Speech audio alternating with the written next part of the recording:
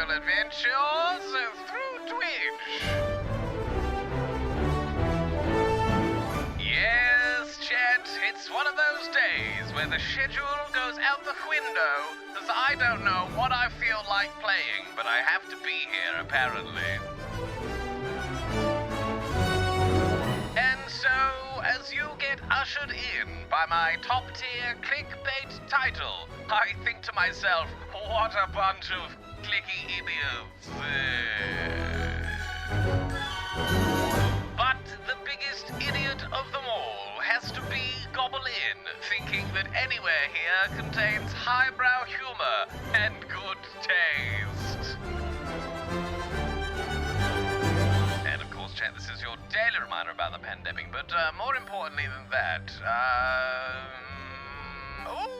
TwitchCon in a few weeks. And so, chat, sit back, relax, as we play Who the Fuck Knows tonight on stream.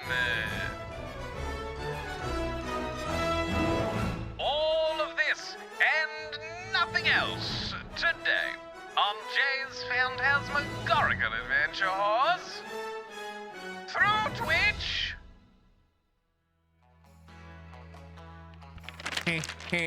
Oh, I'm an orange. I'm an orange. He can read and make up weird bullshit at the same time. I know, right? Also, during Pendragon, I was both in a scene, managing the stream, and using my phone to I'm in danger. log on to a separate Wi-Fi to reset Millie's router and fix her internet. And posting messages in Discord to let you all know I was watching you. To let you all know.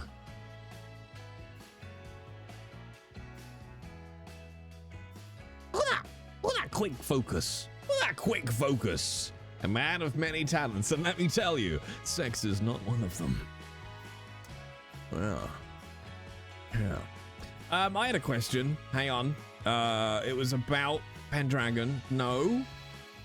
Was it about...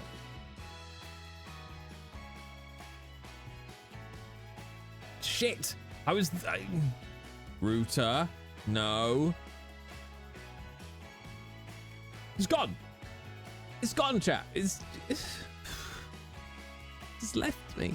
It's left me, chat. Router.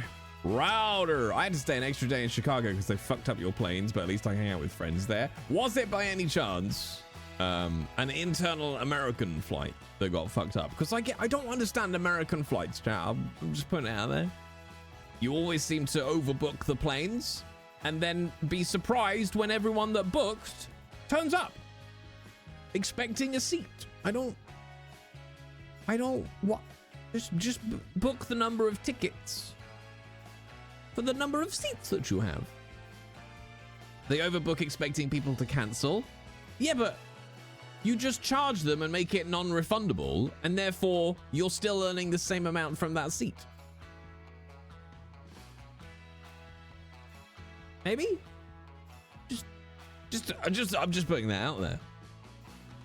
I'm just putting that out there. We don't do it. No, I meant we, as in you, as in the Americas, you know? You know, airlines like money.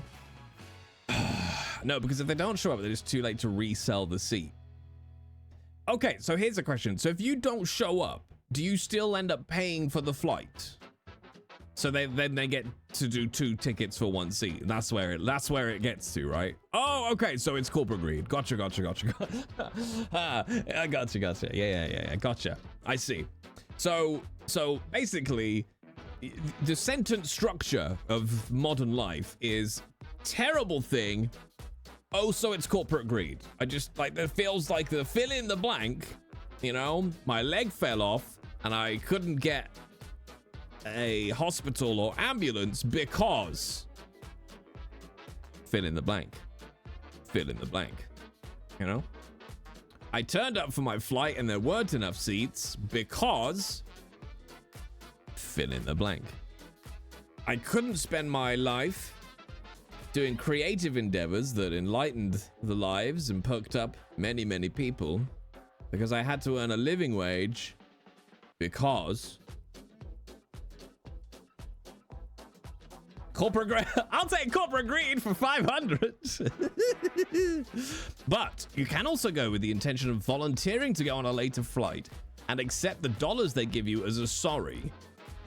So what you do basically is, I guess then you have to kind of, that's a bit of a roll of a dice, right? So you basically book yourself an earlier flight than you need, and then you either get on that flight and get into town, or you're basically taking a later flight, making some bunts, and getting in time for when you needed to anyway, right? This is how we do it. This is how we take back charge from corporate greed. Because of couldn't get flight because of corporate greed, which we can destroy with rampant fraud. Oh no, wait, that's the same. They're a simile for each other, aren't they? Corporate greed and rampant fraud. No, that's individual greed. Oh, that's not allowed though, is it? Individual greed gets you to jail. Corporate greed gets you shares. From what I can, gets you a boat. From what I've been able to put together, you know, jail, boat. Just don't check your luggage. I always check my luggage. Otherwise, how do I know it's mine? Sorry. Why does it check your luggage? I know it's because you check it in, but I don't like it. Always check your luggage. Yeah. The only upside to taking a voucher for a later flight is you can use that voucher to upgrade your seat. Ooh, okay. So, question then, Americans, because I might have to sort out some internal American flights at some point. Is there a way to book that you will get a seat?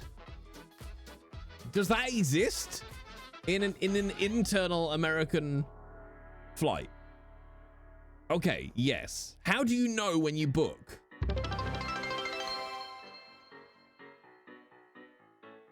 Why is Master Wolf so stealthy? Because he's a SHH Nobi.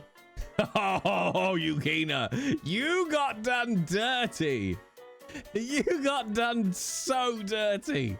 And that made me laugh. You can pay extra and book your seat. Oh, I see. So you can pay for a seat on an aircraft, and then if you want to, you can pay extra to get a seat on an aircraft.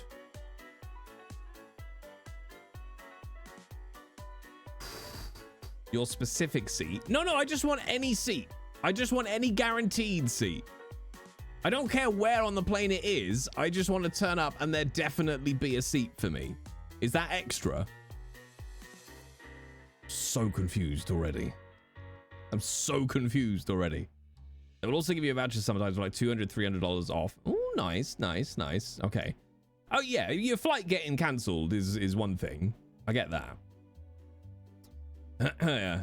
I only fly Delta, so you always get a seat. Okay, you pay for the seat for the chance to lose it to someone else who pays for the seat. If you pay for the seat, then pay for it again. Then there's no competition. That's what I'm hearing, Merv. That's what I'm hearing. That you pay for a seat that you may or may not have, despite having paid for the seat. Hello, I paid for a seat. Oh yeah, but until you are, so essentially, if I can boil it down to this, chat. Internal American flights operate by the principle of Schrodinger's plane seat, right? In that despite having booked the seat doesn't exist until you look at it on the plane, right? It's permanently in an existence of both existing and not existing, right? So it's Schrodinger's plane seat. That's how America operates as the leader of the world. Just everywhere else, we're doing it. Fucking, we book a seat and then it's there when you arrive at the seat. But America, who could have looked at every other country in the world and gone, oh, that works, don't it? So we'll just keep that. I just can't, chat. But we're civilized, Jay. Sorry. Okay. I think you're overestimating how common it is. Well, look, baseball, all I've got is sitcoms to go on, and it happens every single time. Or TikToks or social media, where it's just Americans moaning that they couldn't have a seat despite the fact they'd... Is it Seinfeld? I think it's Seinfeld. Where there's a whole sketch where he turns up for a car reservation, and they're like, we don't have a car for you. And he's like, well, I have a reservation which reserves the car. And she's like, no, we don't have any cars left. Is that Seinfeld? Or Jerry? No, Jerry. I don't remember. I don't know. One of the American sitcoms I haven't watched. Okay. Car rentals are the worst. They're so variable. But why? There are a few things in my life, chat, in the world, that frustrate me as much as simple things that just don't work and are not implemented in the way that they should be for something so simple. And I get irrationally angry about it. Not angry, just disappointed and frustrated, because I'm like, this is the simplest thing in the world. How is it this fucked? The human has to return the car on time for you to get it. Yeah, but that's why you should have a roving band of gangs of your own that go out and get your cars back. You fit all of your cars with a GPS tracker or 7. And if it's not within drivable distance of your rental place by the time it should be back, right? You send out the gangs. You know? Assuming they've been able to get there on the seat that they did or didn't have, you know? But that would be corporate greed. Oh no! Oh no! I've become that which I hate! Ha ha! I'll give you an example of something that that made my head boggle, chat. I'm not going to say what server it was, but there was a Red Dead server that locked down the ability to wash yourself by either a bath or in the river without having an item bar of soap in your inventory, okay? They locked down all of those things to wash yourself before they released the soap. And that made me so irrationally angry. Like, why would you not release those at the same time? You can't, why are you not released? And it was like 2 days later and nobody had a wash because there was still no soap. And I was just like, those things go together. Release them at the same time. And it just made me irrationally angry. This wasn't your server, was it, Jay? No, I do have a basic Redem server now. It's mainly just because I want to dick about and I want to practice fighting. That's mainly what it's for, because there is so many variants to fighting in Redem, depending on if you're holding a weapon, if the weapon is loaded, if you're coming from behind or in front, if you're running or walking, and there's so much cool stuff, quite cinematic stuff you can do with the fights.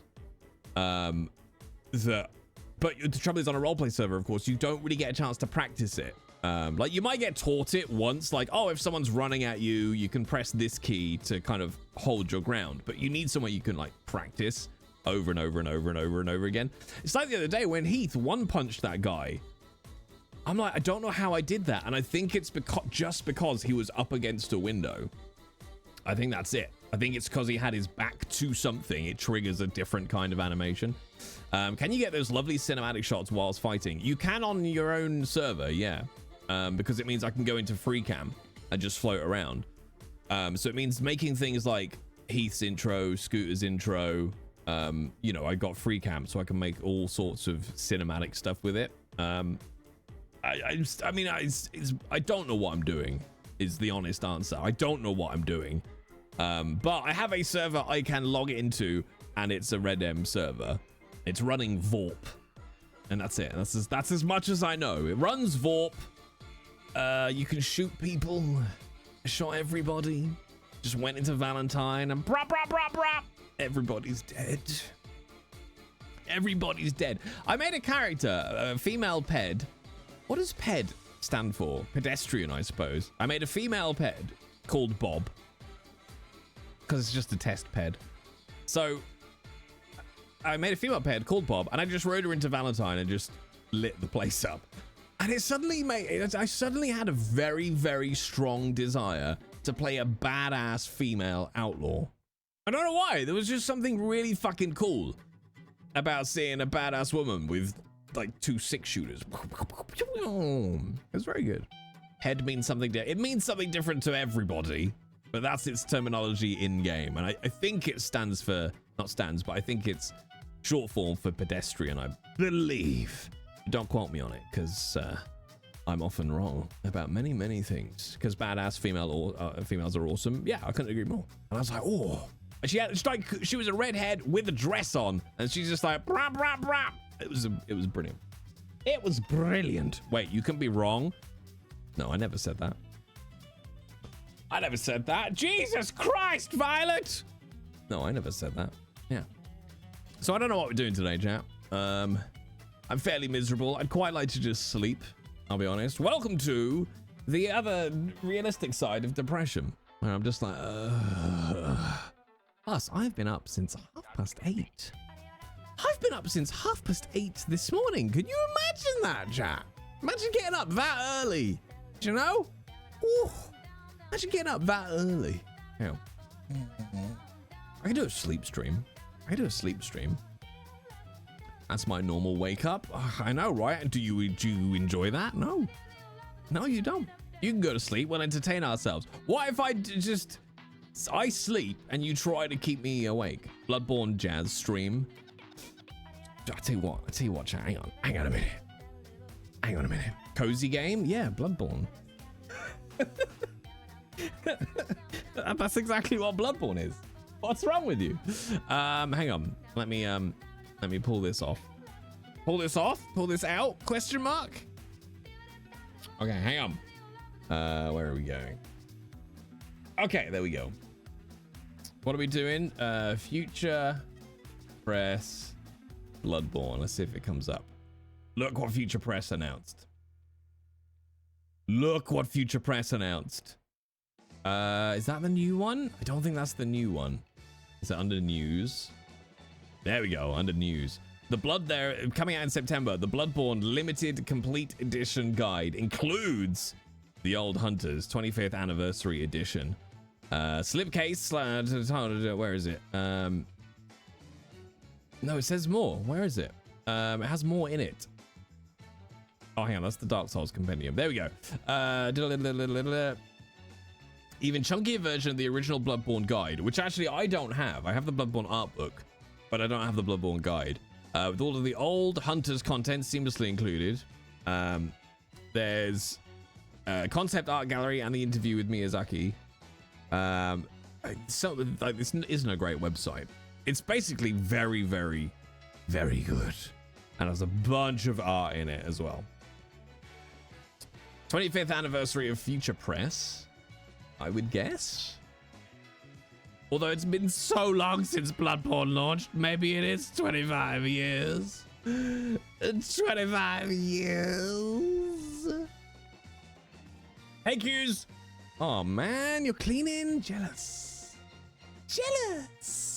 I was told there would be punch and pie, pancake. My head just went, yeah, punch in the face and a clean cream pie. That's a very different event. Some people's kink. All right. Jay is now Bloodborne wiki. The sad thing is, I have forgotten a lot about Bloodborne. I have forgotten a lot of the lore. I've pushed it out in favor of Elden Ring. That's a crime. Not if both parties consent. Is it only 8 more days until the Elden Ring DLC? Oh, damn. I'm intrigued, though. Hang on. I was going to see if I could fire up my my Red M server, but... Oh, my God, look at that. Look it. 19 more days until Bloodborne 2. Why don't you just go f*** yourself? All right, why don't you just go fucking asshole?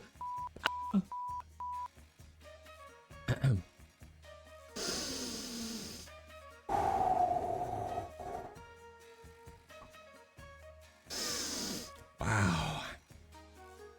Apparently I have some rage attached to Bloodborne 2 chat. It's fine.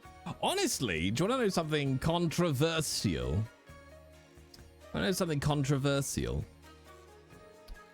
is I would rather. Are you ready for this? Hang on. I would rather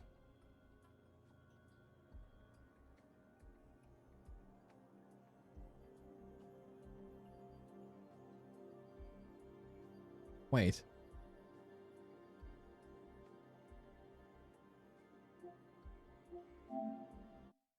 Oh, okay. I thought I could hear two things playing at once, but it was just PlayStation stuff.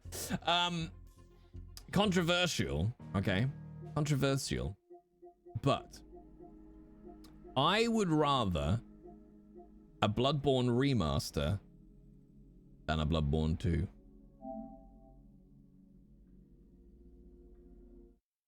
I would rather a Bloodborne remaster than a Bloodborne 2. Because if we assume, right, that the remaster keeps it in its original form and everything's fine, and it's just prettier and at 60 frames, you can't fuck that up.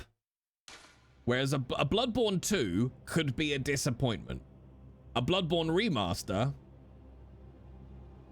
and on PC, yeah, I'll add the PC caveat to it for sure.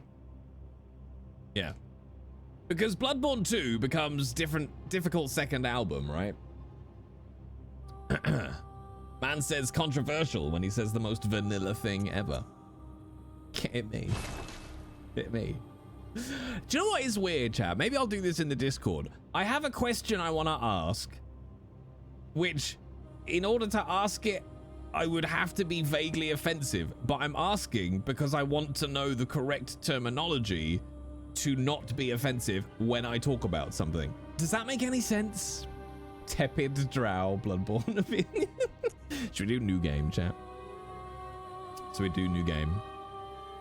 So maybe I'll ask in the Discord.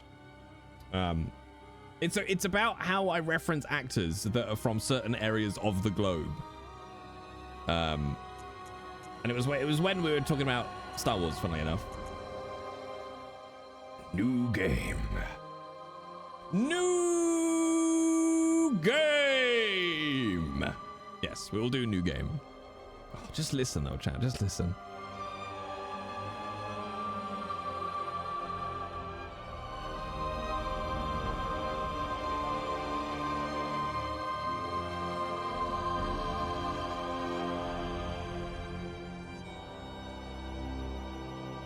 It's such beautiful music, man. Father Gascoigne's theme is so good. I love Father Gascoigne's theme. Can we? No, I'm not. I don't know why I'm asking. We're gonna listen to Father Gascoigne's. No, I can't do it easily from here. It's fine. All right, let's go. Oh yeah, pale blood. Hey, Amelia. Well, Oh, you've Amelie, come to the rather. right place. Yarnham is the home of blood administration. You need only unravel its mystery. Let me get cozy. But where's an outsider like yourself to begin? Easy, with a bit of Yarnham blood of your own. But first, you'll need a contract. Yes, we'll need a contract. All right, Grandad. You shut your filthy mouth, Vida! Sorry, a little upset there. I'm gonna name this one after myself. It me. He's not a Grandad! He's a Doctor of Yarnham! He's a blood minister! Show some goddamn respect! Young? I'm young, right? Origin. Let's go with violent past. Grandad Blood Minister. Thank you. Right, that'll do. That'll do. So I'll try and explain as we go along for those who don't know any of the Bloodborne lore.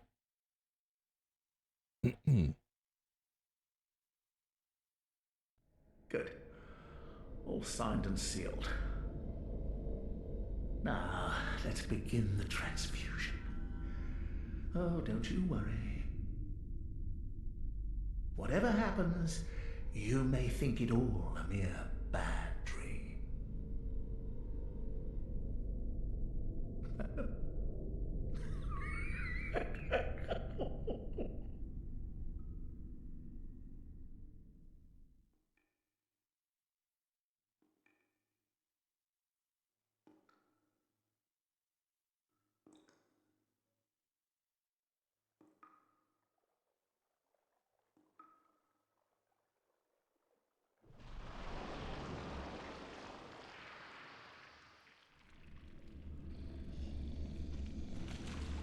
I love this game so much.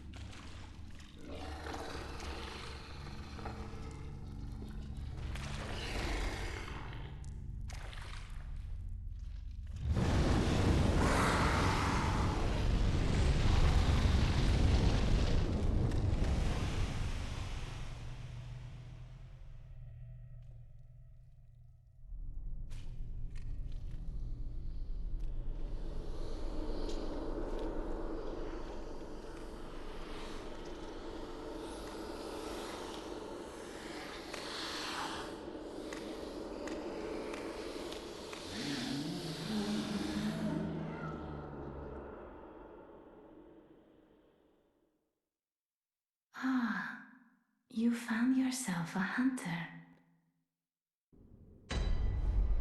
Yeah! Okay, so the long or the short of what you need to know right now is we are someone who has come to the city of Yarnham to receive some help and treatment for a malady that we don't know and is never actually confirmed in the game. So we have come to Yarnham to receive treatment, and we have just received a blood transfusion to help that treatment or begin it.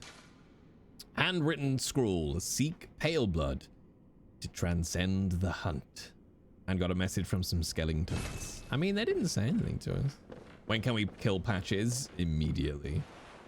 Oh god, I gotta remember all the controls. Hang on. Light, light, light, heavy. Okay, that's two-handing. Dodge, dodge. I tell you what though, even though it's 30 frames, I don't really notice, and I don't know if that's just because I haven't seen it at 60 frames. So we awaken in Yosefka's clinic. That's where we currently are. Where's my cube plush? See? Orgal! Orgal! He's always on the cat bed. Where's my button? There it is. Yeah, I do find that frame rate's one of those things you notice when it goes up, not so much when it goes down. I just went to crouch and then I'm like, wait, there's no crouch in Bloodborne.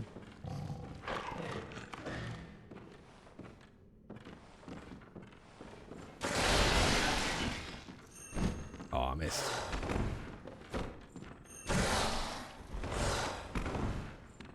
Come on, you son of a bitch.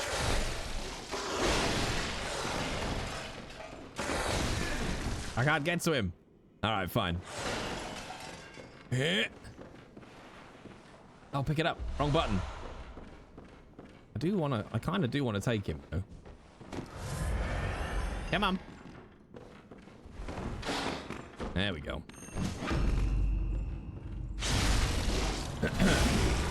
Well, you have to get the visceral, and it's not massively easy on him. There we go. I beat Radahn at 36. I mean, I've beaten this game without ever leveling up. I should be all right.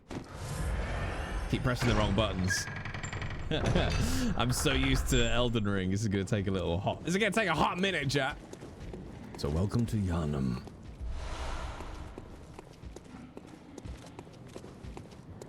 Where's Potomi? We need Potomi. The guy making the Minecraft Bloodborne mod. Can you remap? No. Maybe if we were on PC. Welcome to Central Yarnham. I don't know if it's just, it's the Lovecraftian nature of this. Like the Dark Souls, here's the thing, right? I feel about Bloodborne. Bloodborne is more relatable because this feels like, you know, Victorian England, whereas all of the Dark Souls areas and Elden Ring all feel like a complete fantasy land, right? So you kind of can't relate to them, whereas Bloodborne, like this could just be a Victorian city. So, oh God, I gotta stop pressing triangle. I don't actually need to kill these guys.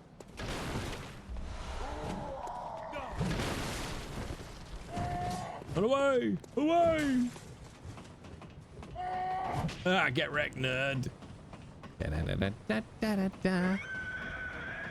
Let's go get ourselves a weapon.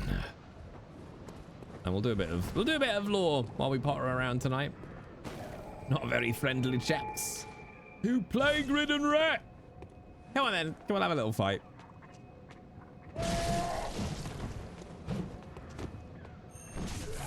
Oh, didn't get the critical. There we go. Right up it, chat. Right up it. Okay, let's talk to this dude. Oh, you must be a hunter. And not one from around here either. I'm Gilbert, a fellow outsider. Oh no, Gilbert. You must have had a fine time of it. Yarnham has a special way of treating guests.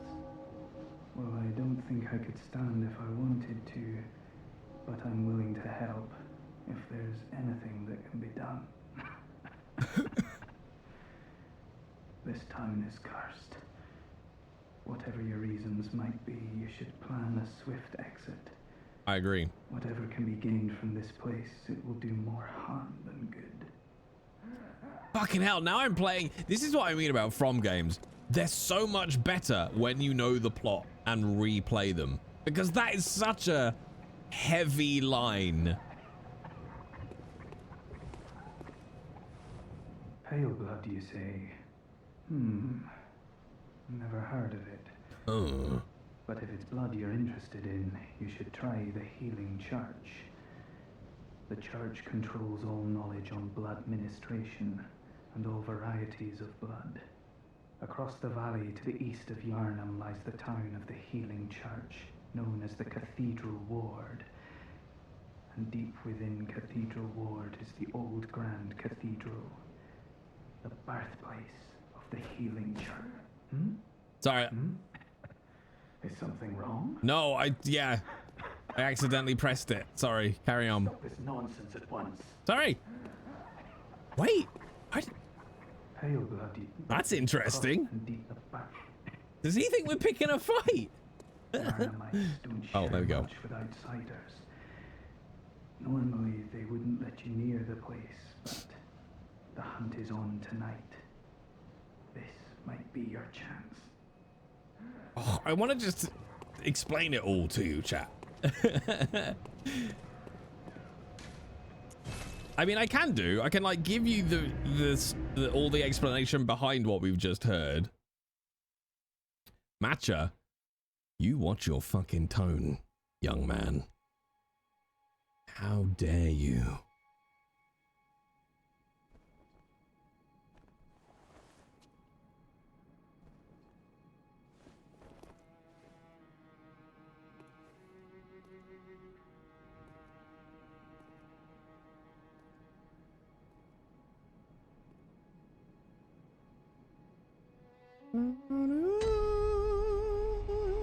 I saw Matcha. Congrats, buddy. When are you leaving?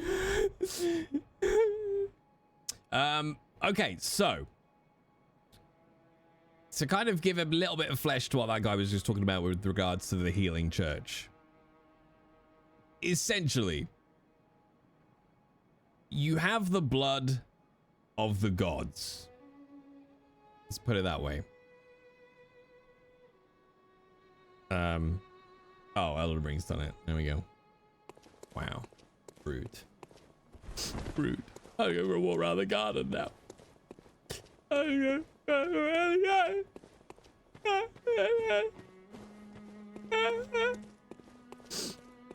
I love this bit. You helped.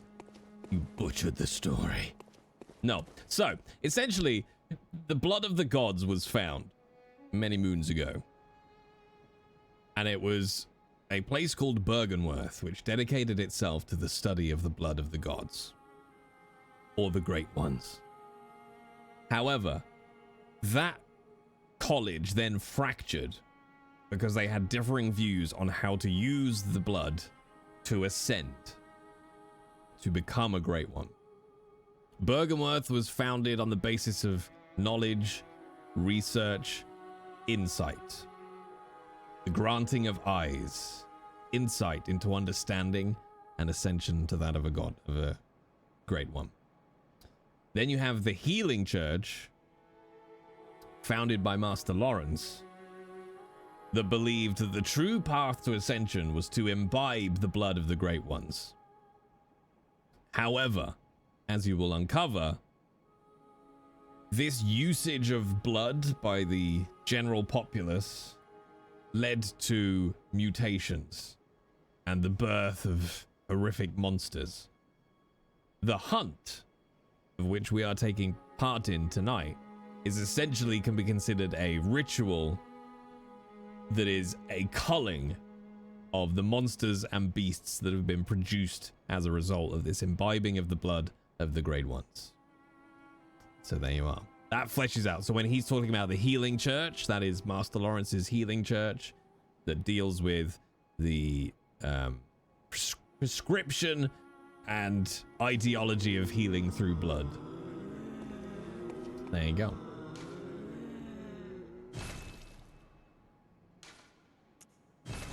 So we have come to Yarnham to receive healing from the blood. And it just so happens that also tonight is the night of the hunt. And I'm going to keep wasting those fucking healing vials.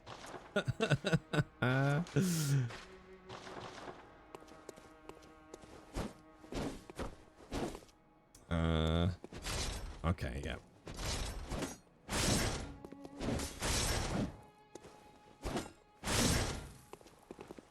Basically, baseball, yeah.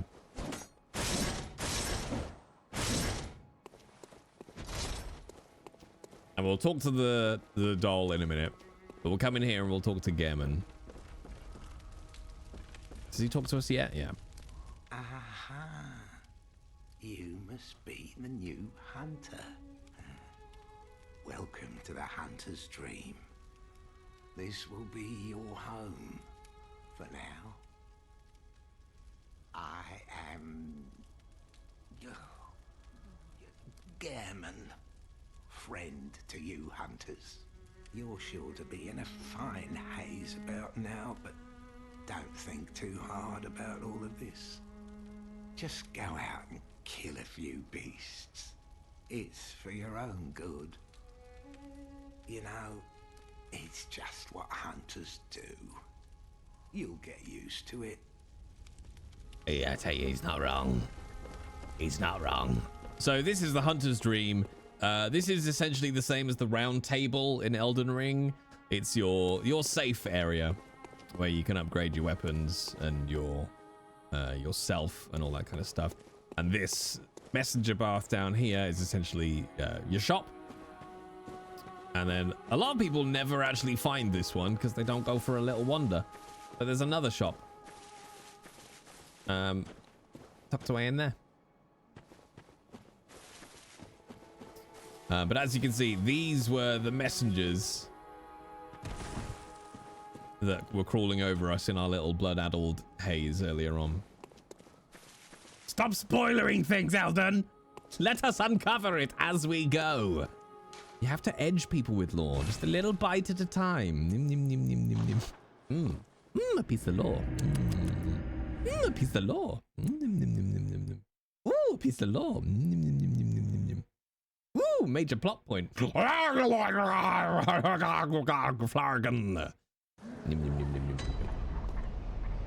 All right, so we're back in Yarnham, carrying on the night of the hunt. And I disgust myself with how much I know these maps now.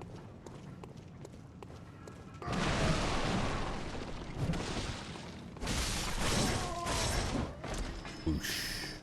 And then it's all the same as Elden Ring. If you die, you lose all your currency, and you got one chance to go back and get it. Otherwise, it's gone for good.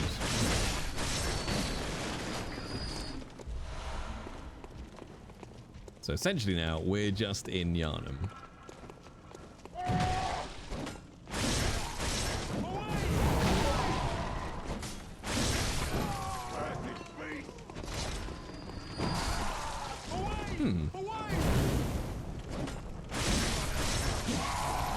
Okay, there we go. I think my controller might be on the way out. Can't be having that. They said it, they said the thing. I might get a tattoo that's just away, away. Do you know what, Eris? It's a good question, and I honestly don't know the answers. These guys, I did it again. I don't think these people are monsters.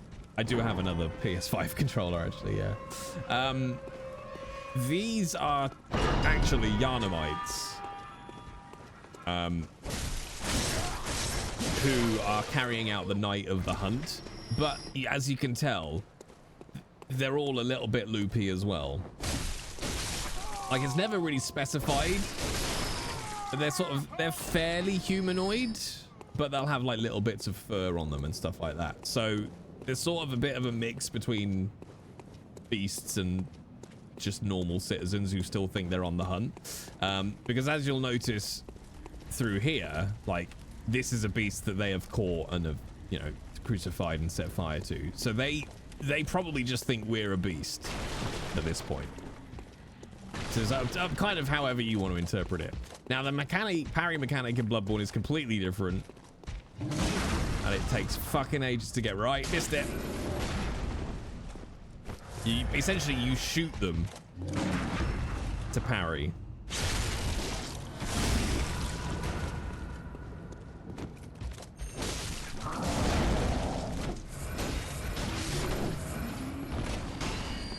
So he's a big boy. But as you can see, like, that's clearly not just a normal man. Just normal men. Innocent men. Where are the pigs that need the fisting? They're down in the sewers. So yeah, you can think of the night of the hunt as like the film The Purge. This is a night where the Yarnhamites and everybody in the church get together to quell the rise of the beasts.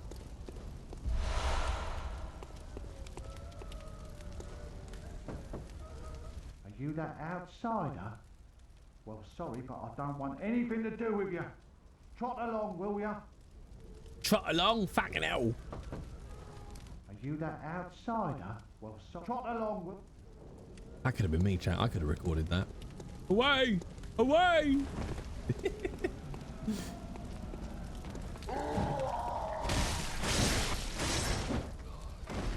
Like, I don't usually talk to all of these when we play, but I've never done a lore playthrough of Bloodborne. Away! Away! Away! Away!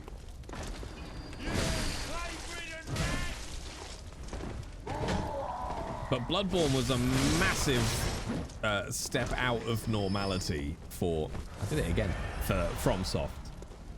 Because Bloodborne was the first From game that didn't really... Lads, you've come on.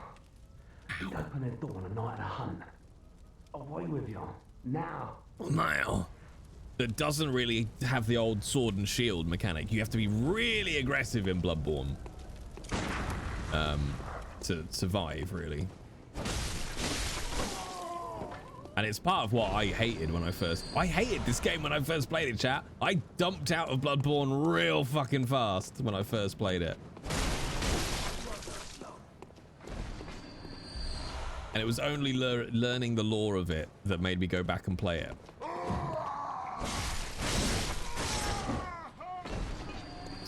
Da-da-da-da-da-dee. So yeah, so for now, we're just bimbling through Yarnham on the night of the hunt.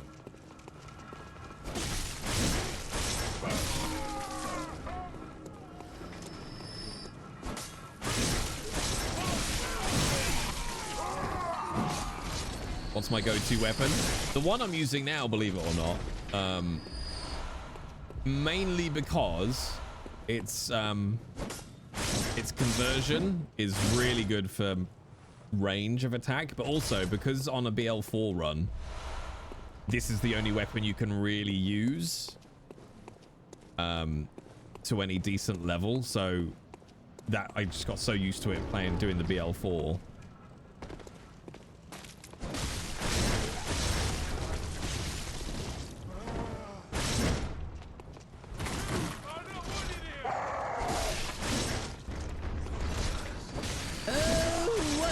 Welcome Got on him. the adventure. Get him!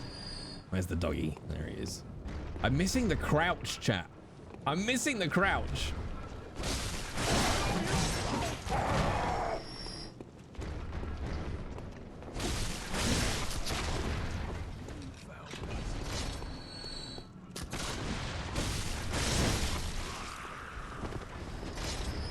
Come on. I don't normally bother killing all of these, but why not?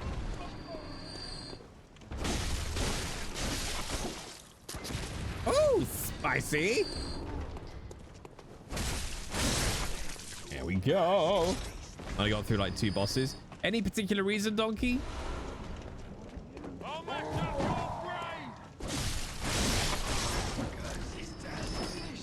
I assume it was an evil puppy. Oh, yeah.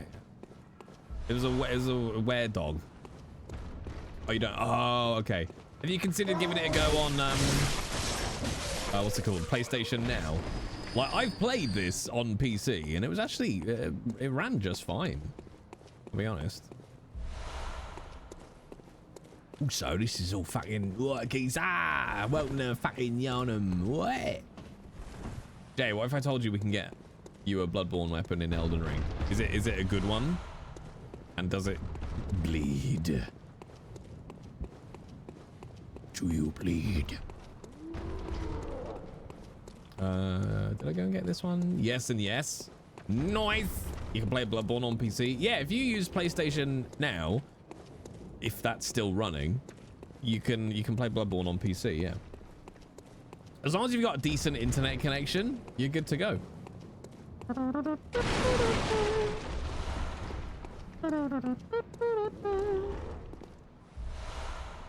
Yeah, when I was down, when I had my old house originally, I didn't have my PlayStation there, and I would just play it on PS Now. PS Now hasn't been around for a while. Really? I guess it was probably pre-pandemic days, to be fair. Oh, PS Plus. Okay. Whichever is the thing where you can stream PlayStation games. That's the thing. That's it, basically.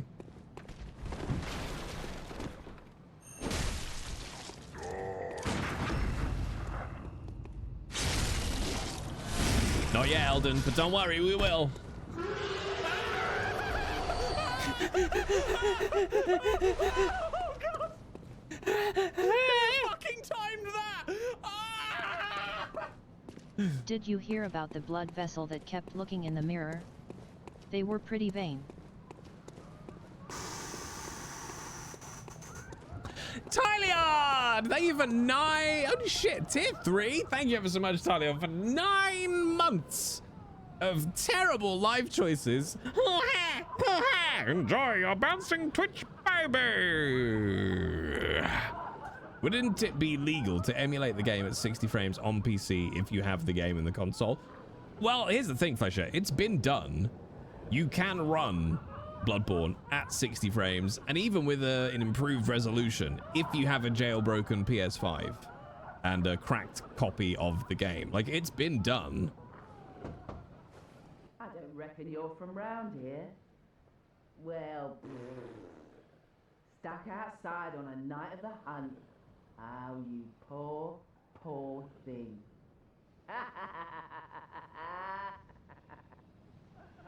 Oh, don't worry, Dubstep. I remembered. There are a flock of angry geese on their way to you as we speak. And once they find you... Yeah, because, I mean, I've got... but you could do it on a PS4, but it had to be a very specific version of firmware. And if your PS4 had ever updated past that, you couldn't do it. Like, it's not... I wouldn't say it's easy, but it's doable. Like, a 60 frames patch already exists for Bloodborne and is relatively... would be such a simple thing to release. I genuinely don't know what the issue is. Welcome on the adventure. Genuinely don't know what the issue is. Issue. Jimmy Bumsniff! I thought that was you. Thank you for the follow. Welcome on in. Yeah, like it's not a lot, is it? The 60 frames. From memory, the only reason Bloodborne is locked to 30 is because in the original hardware that Bloodborne shipped on, 30 frames was what they went for stability. Good luck, Vita.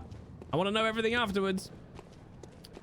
But now, obviously, now the hardware is severely more advanced, there's no reason for it to be locked to 60. Sorry, to 30. So, yeah. I remember there's something to do with some of the resolutions not scaling. I can't remember.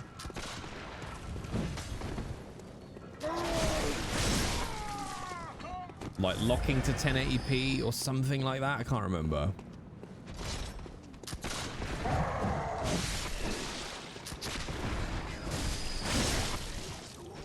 But in general, yeah, it wouldn't need a lot. And I'll be honest, like, you know I love Bloodborne, gang, and I don't have any issues with Sony. I love Sony, they're great. But holy fuck, was it in bad taste to tweet a Bloodborne Astro Boy on the launch day of Summer Games Fest when loads of new games and content and shit is announced. Like, that was a dumbass thing to do. Like, that was just mean. I don't think it wouldn't have been intentional, but it was dumb. Because I don't believe anything now unless I see it. But even that got me a little bit like, okay, surely they wouldn't tweet Bloodborne Astro Boy on the day of Summer Games Fest if they're not going to announce something. That would just be rude. Okay, we'll go down into the sewers from here.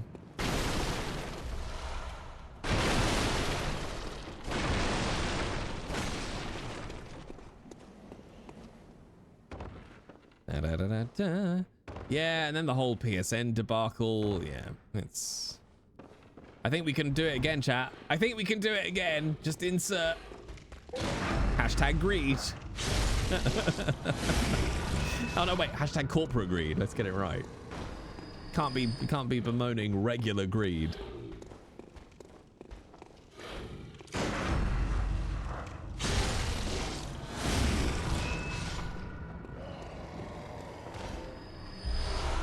I'd say what would be interesting is for Valve to release Half-Life Alyx without VR.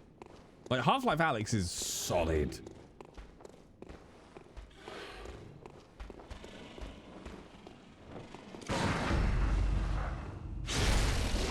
Don't fall off, don't fall off. Ah, god damn it. Oh, that's a real bad position for him to fall in. Ooh, ooh.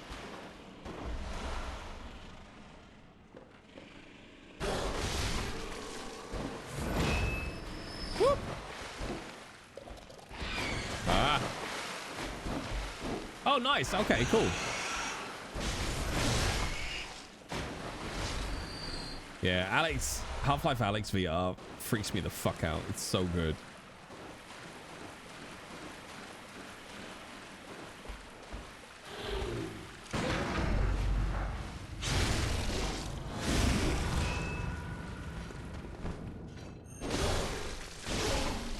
Yeah. There we go. All right, let's take off all of our clothes. And now we can look like a proper hunter. Thank you for letting me play Bloodborne, chat. I feel happier already. I will say, I really hope PSVR 2 comes down in price. Like, I'd love a PSVR 2, but holy fuck. That's an insane price.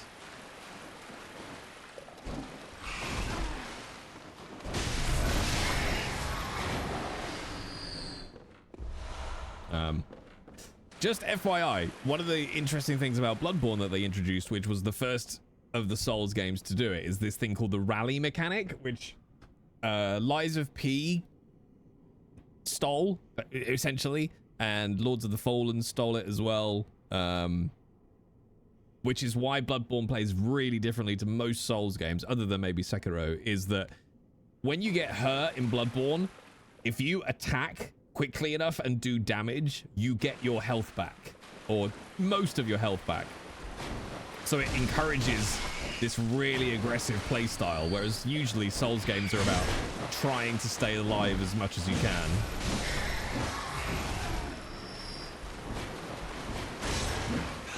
Whoop.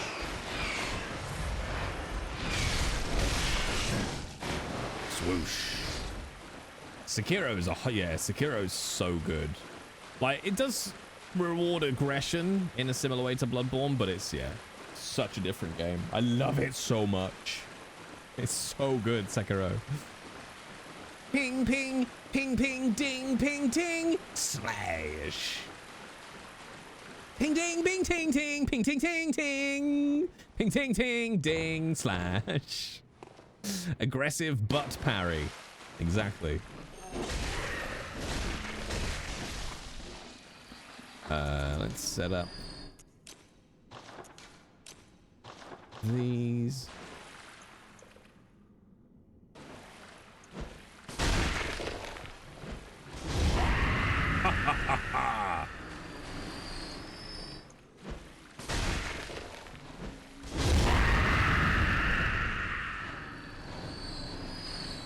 Like,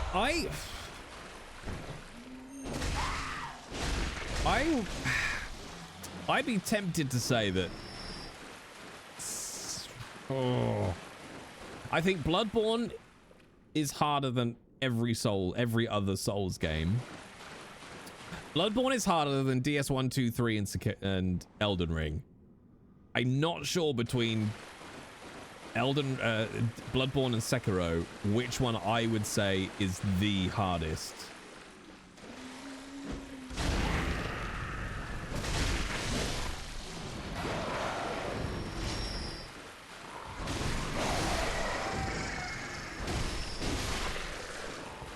Can't use consumables in a Souls game. Yeah, I know. It's hard because it's a bit of an apple and orange thing. Yeah.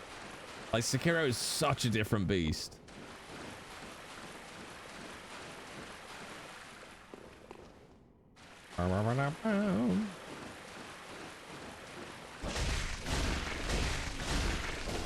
Like, there are people that don't consider Sekiro a Souls game, and I get that. It's just so different.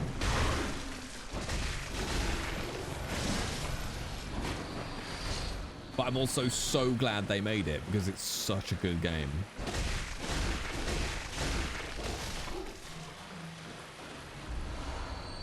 Thank you.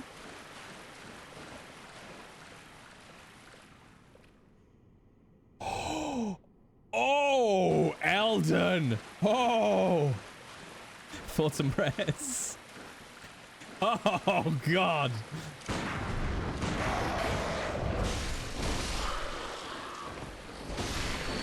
That's a big ass snake. Oh yeah, you can 100% see the Souls DNA. Yeah, for sure. Like, you know, things like the way you gain and lose currency, the respawn points, the respawn mechanics, that idea of a hub, you know, the gated bosses, all that kind of stuff. All those really good things. You know, even like the UI and all that kind of stuff.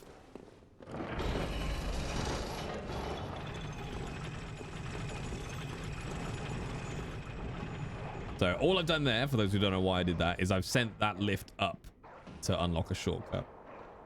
But I don't want to go up yet. I want to stay down here. Okay, chat. Now, you may not have been here for this, previously, but are you ready to This, that, pig!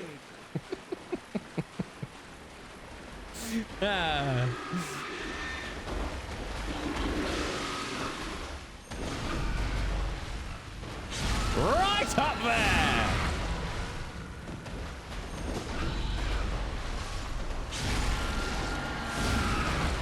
We got 2 in, chat. We got 2 in here.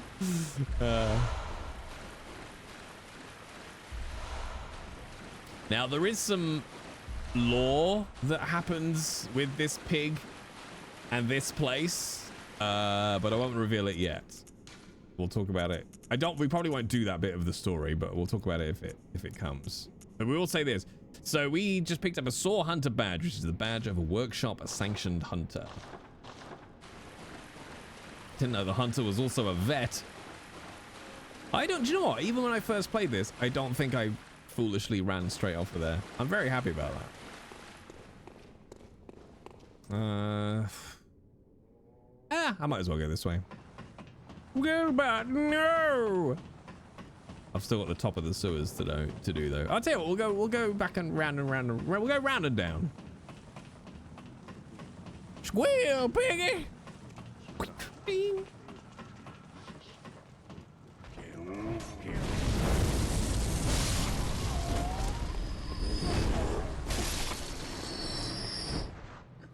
Flomp.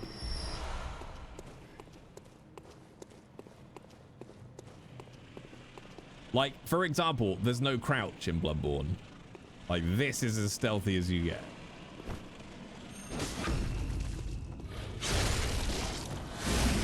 Oh, wait. Welcome on the adventure. Too early. Oh, get it, get it, get it! God damn it. Oh, you son of a bitch. There we go. Woo! Sith Lord Cheyenne, thank you very much for the follow. Welcome into this relatively chilled out Bloodborne lore stream. It's pretty relaxed. I'm just chilling. Should I put the jazz on, chat? So there's a boss up there. We're not going to go and do that just yet. We're going to go round and round. So that's how you avoid the flaming ball. It is. Or you try to get close enough to trigger it and then you just disappear into one of these little sidey bits. Shiny bits.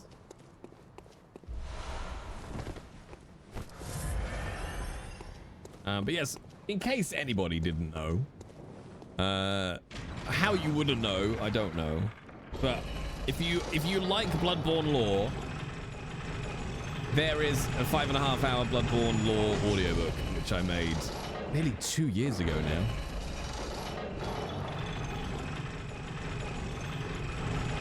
And it will likely be the best thing I ever make, I'll be honest. I'll be honest, that's probably it. That's probably me peaking in terms of creative content.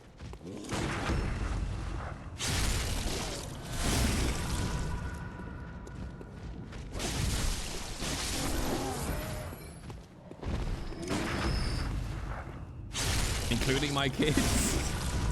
Yeah, do you have any idea how easy it is to create kids? Do you have any idea how easy it is to create kids? It's so easy to create kids, people do it by accident, okay?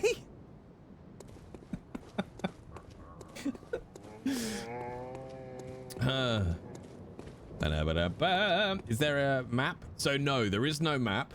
I'm not running around randomly, Eris. For those who don't know, I've completed Bloodborne probably 20 times. I've done a Deathless run, including all the DLC. I've done a BL4 run. Like, I know this place inside and out. So there is no map, but I'm not running around aimlessly. This is a slightly different route to what I normally do, but yeah, it's not aimless. Where's the... Is it just... Oh, it's just a push. Raising them isn't easy, though? No. No, nobody should raise children. That's a terrible idea. You have to open that. Oh, no, it is that side. What's BL4? So, are you familiar with what you would call a Souls level 1? dunk or an SL1. Yeah, so as a new player, it's very much like all the other Souls games. You know, you just have to. Oh, it's that one that doesn't open. You yeah, you just kind of got to find your way around really. Yeah, I'm just gonna loop around and open that door.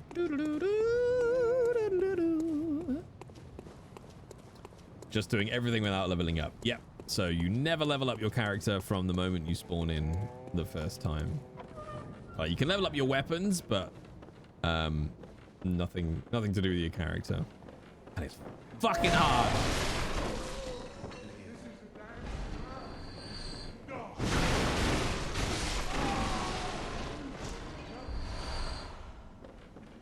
But I know, you know, people think this will be not a stupid thing to say because you're all gamers, but doing a BL4 taught me so much about myself.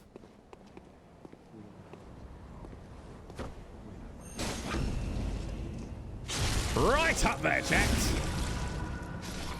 There's Pooch. Come on, Pooch. Yes, come on. Come on. Come down the stairs. Have a delicious human snack. Come on. Whoa! No.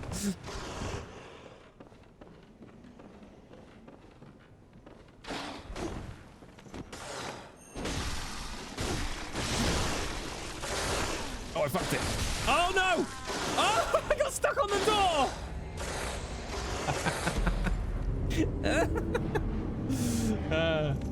I might swap controller though, although this is my good one. Oh, does have a bit of wiggle on it though. It's supposed to kill it, not fuck it. Wow, way to kink shame. You gifted your old PS4 to a friend before playing Bloodborne? Thoughts and prayers. Thoughts and prayers. Oh,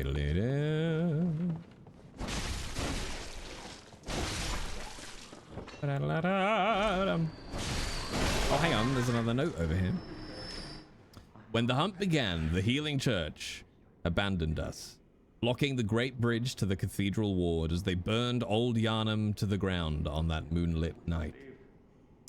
So, let's have another little lore dump. We are currently in Yarnham. There is a place called Old Yarnham, where one of my favorite characters of Bloodborne resides. So the Healing Church, remember, is the church that believes in the ideology that ascension to the Great Ones happens through the imbibing of blood. So when the hunt began, e.g. when beasts started to form and the hunt began, the Healing Church went, we're just going to kind of cover this up, essentially. So they blocked the Great Bridge to the Cathedral Ward from Old Yarnham. So to get from Old Yarnham to the Healing Church Cathedral Ward, they blocked it and burned Old Yarnham to the ground. So we're currently in Yarnham. So Old Yarnham is the old city that the Healing Church abandoned when it all went to shit and they burnt it to cinder.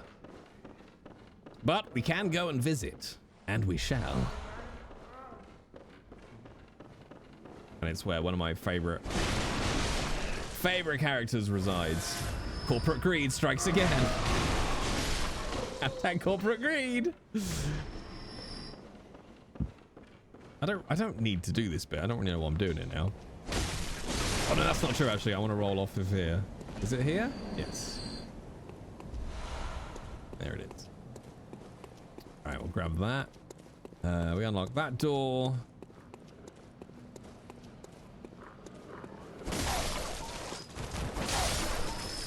I see neither yarns nor hams.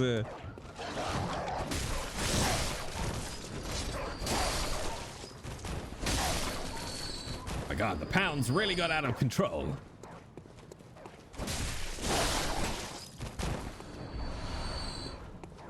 Okay.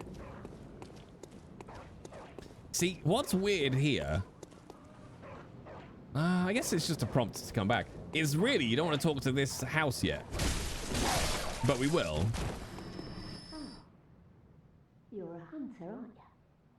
Then, well, do you know of any safe places?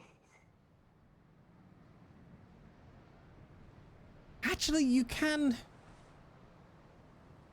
No, you can come to this place already knowing a safe place. But essentially, when we find a safe place, you can come here and you can tell this lady, yeah, go to this safe place. But most players, almost all players, will probably find this door before they find the safe place because it's behind the first major boss. So at the moment, we're still just pootling around Yarnham, engaging in the hunt. Brackets, Jay is just collecting stuff to level his weapon. Slash himself. Now we're gonna go meet one of my other favorite characters now.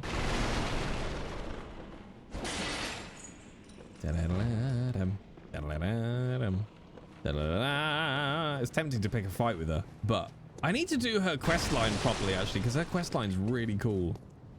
Oh, a hunter, are you? A hunter! And an outsider. What a mess you've been caught up in. And tonight of all nights. Here, to welcome the new hunter. Bold hunter's mark. Prepare yourself for the worst. There are no humans left. They're all flesh-hungry beasts now. Whoa, spoilers, Broom! Didn't eat a child. Yet. Still lingering about. What's wrong? A hunter unnerved by a few beasts. No matter. Without fear in our hearts, we're little different from the beasts themselves. Shake off cape. No, because it's... What are you still doing here? Enough trembling in your boots. A hunter must hunt. Okay, bye Eileen. So she's given us a bit of insight into that question earlier on of, are these things, you know, these Yarnhamites who are still wandering around, are they beast or man at this point? And I think basically they're all beasts, but they're still sort of doing the night of the hunt, right? They're still going around with their pitchforks and their fires.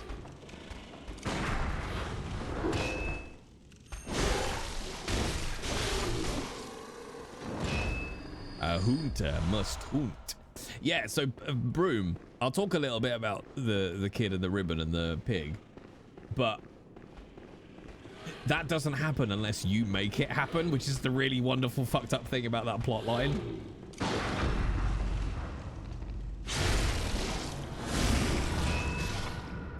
That would be my estimate, Yukina. Like, certainly, like, guys like this, right, who are still fairly humanoid in form.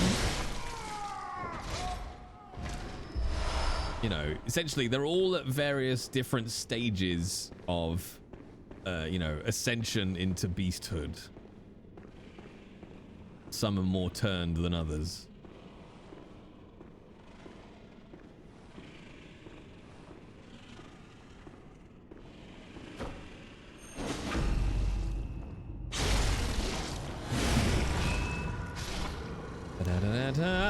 But yes, we can go and ruin that child's life. But we'll talk about that when we get there. Which way around do I want to do this? Let's come back up to do this one. So we're now essentially, that's the sewer where we came down over there, and we're just on the other side at the top.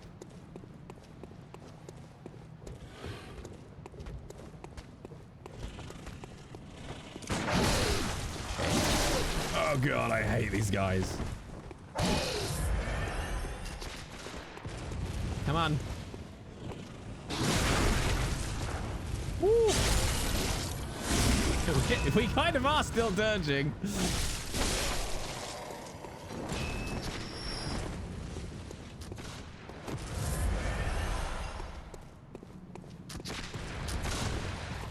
Da-da-da-da-dum. Fuck you! You're cursed! Well, not just her. Oh no, no, no. That storyline gets... it's one of the darkest storylines, I think, in all the Souls games. It's real messed up. And I have spoken about it before on stream. All right, let's go around and grab everything. So that's the sewer where we came down very first of all, then dropped down there, went all the way up there, and that's where we fisted the pig over that way.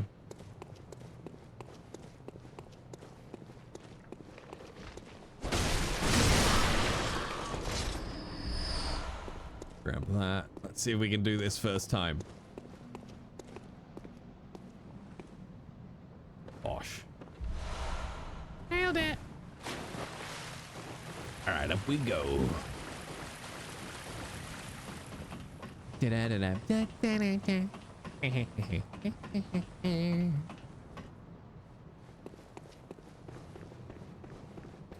up here and drop down.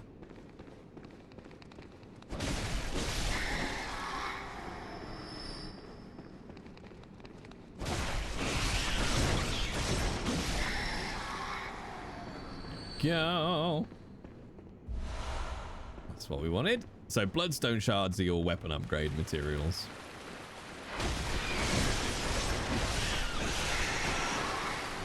Now we get to find one of the most important parts of the game, and there it is. And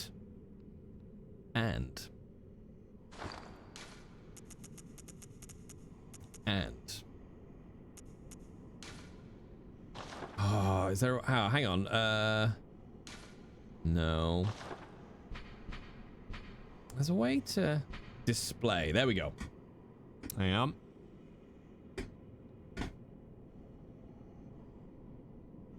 So that is what my tattoo is, or that's what the bottom part of my tattoo is.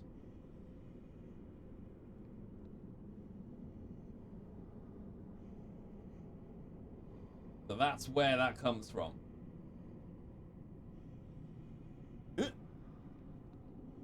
And if you haven't seen the full, that's the full tattoo. So that's Madman's, well, that's the Hunter's rune mark, Madman's knowledge, breaking up into the moon presence, which is the final boss of the game if you get the final ending. So yes, so Madman's knowledge. Now remember, we were talking about the wisdom of the great ones, the two differing ideologies about how you would ascend to greatness, and this idea of insight, whether you get it through imbibing the blood or learning about the blood. So, skull of a madman, touched by the wisdom of the great ones. Used to gain insight. Making contact with eldritch wisdom is a blessing, for even if it drives one mad, it allows one to serve a grander purpose for posterity. Bum, bum, bum, bum, bum. And Anders, I've probably played Bloodborne 20 times, like, to completion, I would have thought.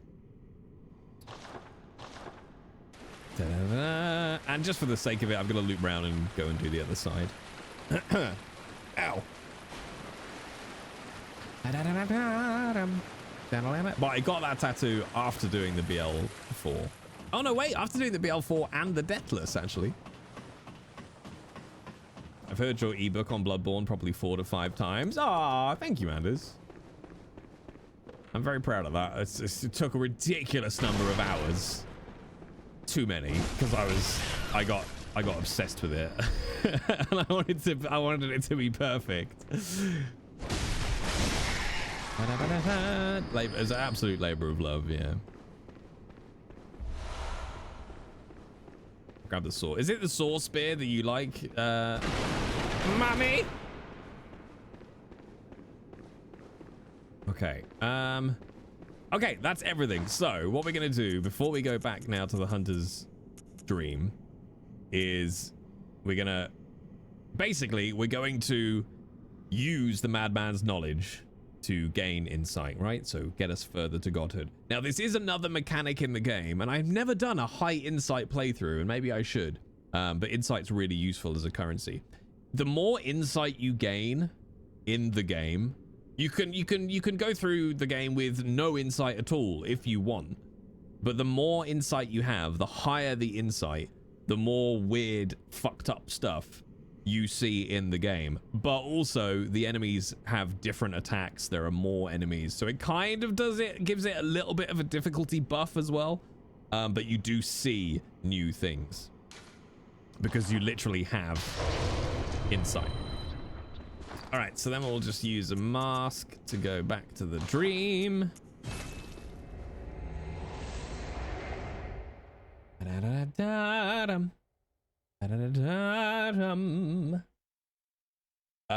Yeah. Oh, that's it. I was asking about the saw spear. That's your favorite one? Mommy? Mommy? Yeah, I can't use anything other than the saw cleaver now, because I love it too much.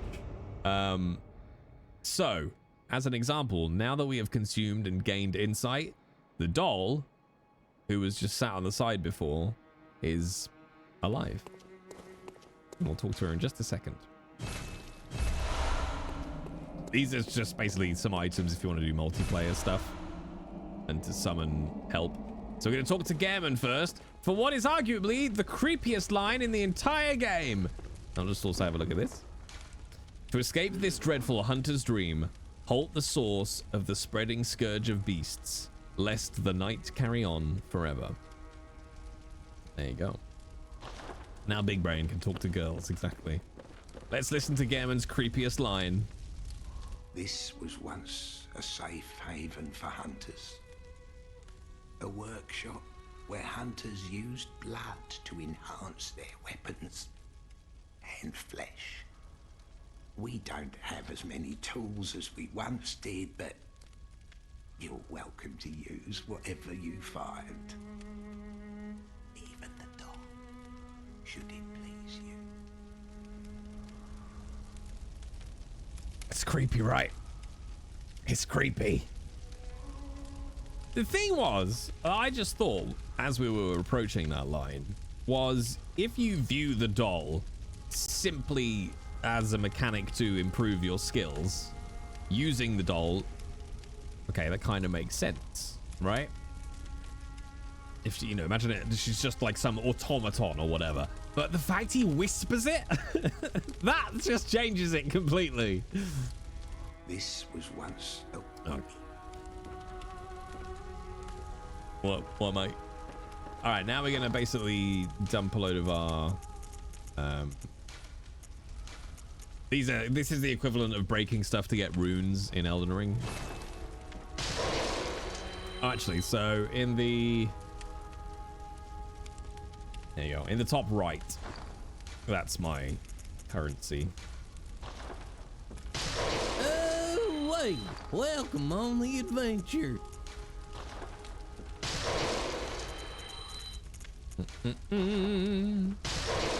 Why is he using the doll if it was a teacher-student relationship he had with Maria and not a lover relationship? Well, that all depends on what you think the doll actually is.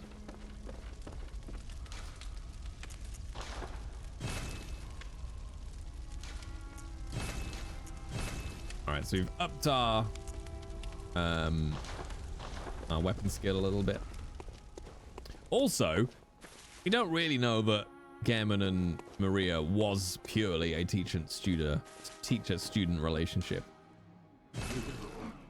All right, we're gonna sell off the throwing knives, pebbles, shining coins, saw spear. Sorry, mummy. Torch. All off. Old foreign clothes. The doll looks like Lady Maria. Yeah. I don't... We'll never get there in this stream. But there is basically discussion about who and what the doll exactly is. So I don't know if Yukina is still listening, because I don't want to lore dump this without Yukina listening, because she knows nothing about Bloodborne, and this is an important part of it. Ta-da! I am. Okay, so before everything that took place tonight occurred, Gehrman and Lady Maria, who we haven't met yet, but Gehrman is the guy here, sort of steward of the Hunter's Dream, the place of rest for the hunters. Gehrman had a student, colleague, however you want to call it, called Maria, and they both worked for the Healing Church. For whatever they needed, it's never specifically said, but for killing beasts, for covering up things for them, etc., etc. Shit went down, and Gehrman and Maria went their separate ways.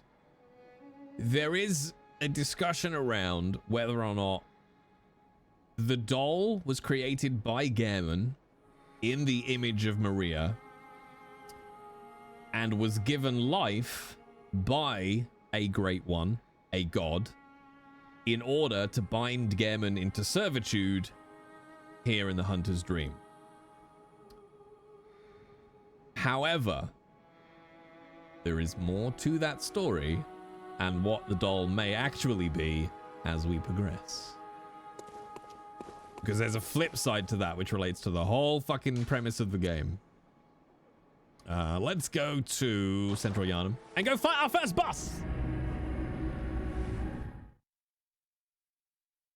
Because a lot of... I'll just drop this nugget because this is the context for later.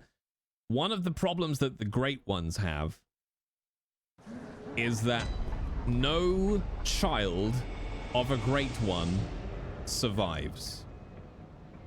So Great Ones must always find, either through surrogacy, manipulation, or adoption, a different way to have children. No child of a Great One survives. And that links to why Maria, the doll might be something a little different than simply Maria come to life for old pervy Gehrman.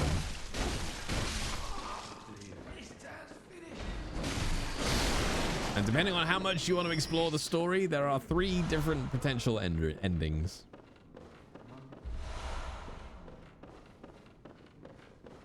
And I love that one of them is just super fucking dull. Like, one of the endings is just basically, oh yeah, you go and, as far as you're aware, you go and stop the Scourge. And then Gehrman goes, do you want to wake up from the Hunter's Dream? And you go, yeah, all right. And then you wake up back in the normal world, as far as we know. And that's it. There you go. Job done. Game done.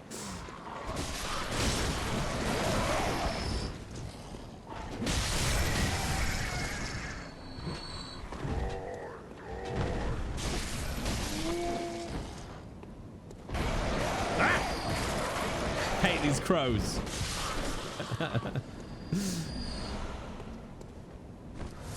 Alright, let's go fight our first boss. Oh, wait! Ooh, that was close. I didn't level up, chat. I did all of that. Sold all of those echoes.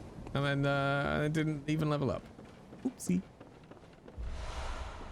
It's fine. Meow. Meow. Oh, cock off. I got distracted by dropping lore, Haggis. I got distracted by dropping lore. Alright,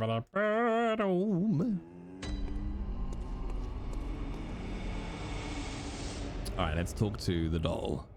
Hello, good hunter. I am a doll, here in this dream to look after you.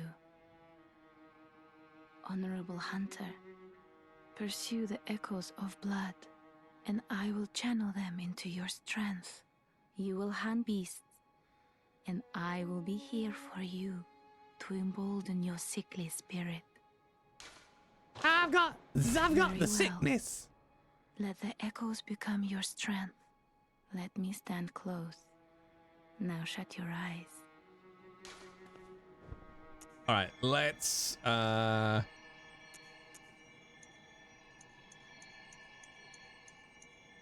got 9 levels we can do.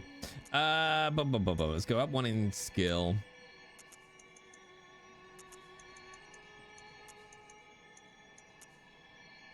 That'll do for now. I'm just a sickly orphan child. Let's go.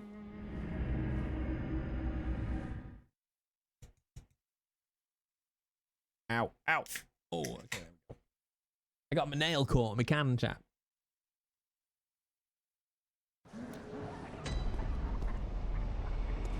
Okay, now we can go and fight the first boss, which is actually an optional boss. You're cursed.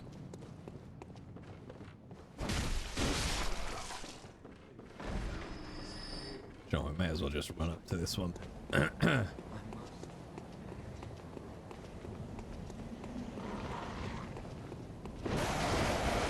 Let's go, chat. Let's go.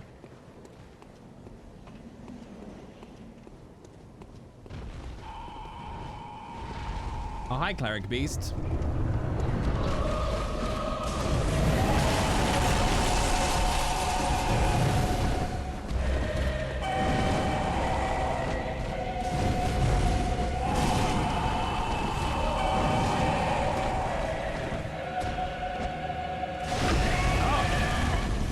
Got that to work before. Literally never had that work before. I'm in danger.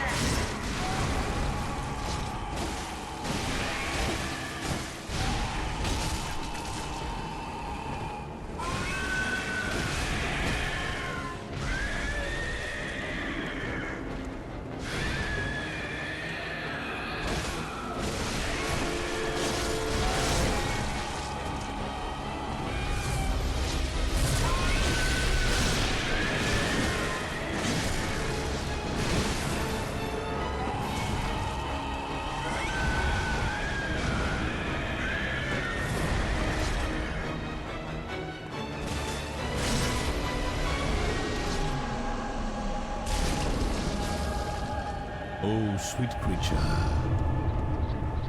May you rest in peace. La la la la. All right, so we killed that beast that was called the Cleric Beast, which means it's a reasonable assumption that that is a beast who was previously a cleric of the Healing Church, which makes sense because being a cleric of the Healing Church probably made blood easily accessible, so he probably imbibed quite a lot of either pure or impure blood, hence why. So we then got the Sword Hunter badge, which is a badge of the swordsman hunters under the church's blessing. So what that can also mean, if we read this, one of the badges crafted by the Healing Church, the silver sword, is a symbol of a church hunter. Ludwig was the first of many Healing Church hunters to come, many of whom were clerics. As it was, clerics transformed into the most hideous beasts. So, there we go. Got high on his own supply, essentially. Now, there's some argument like they kind of did that because they needed to become strong to take on the beasts that the church itself was creating. You know, it's a self-fulfilling prophecy, right? They took blood, beasts were created. They took blood to help fight against the beasts, creating more beasts and stronger beasts. So that's who we defeated, essentially. A cleaner for the church, basically. Someone who went and tidied up for the church. Let's go fly a kite. Oh, fuck. Where is that? That's down in the sewer. Yeah, okay. Let's go and talk to one other person before we go and start the fight with the actual main boss of this area, who I would gather is probably the boss most players just fucking go, nope, I'm tapping out of Bloodborne. It's not for me, thanks. Yeah. Da, da, da, da, dum. I'm starting to think the church didn't think things through. You would be right. There was one other person we didn't talk to while we were down in these sewers. But Father Gascoigne is a boss that is so perfectly designed and yet so unbelievably infuriating.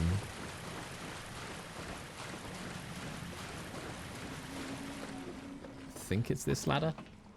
Because Father Gascoigne is a boss that exists to teach you how to play Bloodborne. Because if you try and fight Father Gascoigne like you're used to in Souls games, you will never beat him. Because to beat Father Gascoigne, you have to be super fucking aggressive. Or at least not concerned with being aggressive. So he just exists basically to go, yeah, if you want to play Bloodborne, this is going to be fast and it's going to be aggressive as fuck, so get on board. Choo-choo! And he's got just like, oh, it's just one of my favorite, if not my favorite piece of music from Bloodborne.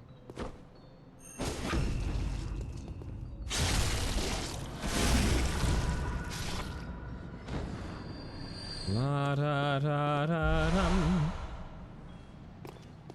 Hang on, chat. Sort something out for Millie quick. Da da da da dum.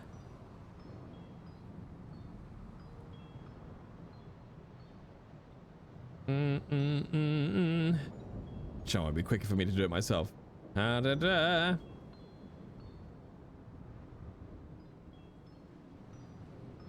Hang on.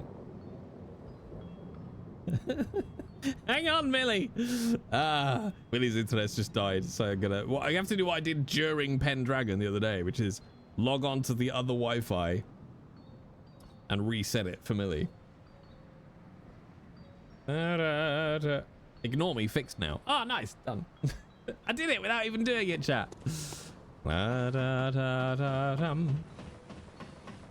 right, let's go. So listen to this.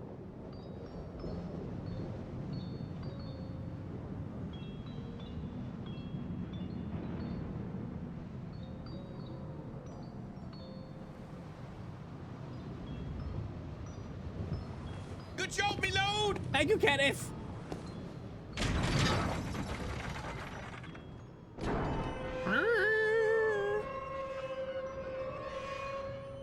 Oh, that's cool, Wes. That's cool. I didn't even know you could get Discord on PS5. All right, let's talk to this. So if you've noticed, anywhere where there's a lit lantern basically means somebody in Yarnham you can talk to. Who are you? I don't know your voice, but I know that smell. Aramis. I'm a hunter. And please will you look for my mum? Daddy never came back from the hunt, and she went to find him, but now she's gone too. I'm all alone and scared. Really? Oh, thank you. My mum wears a red jeweled brooch. It's so big and beautiful. You won't miss it. Oh, I mustn't forget. If you find my mum, give her this music box.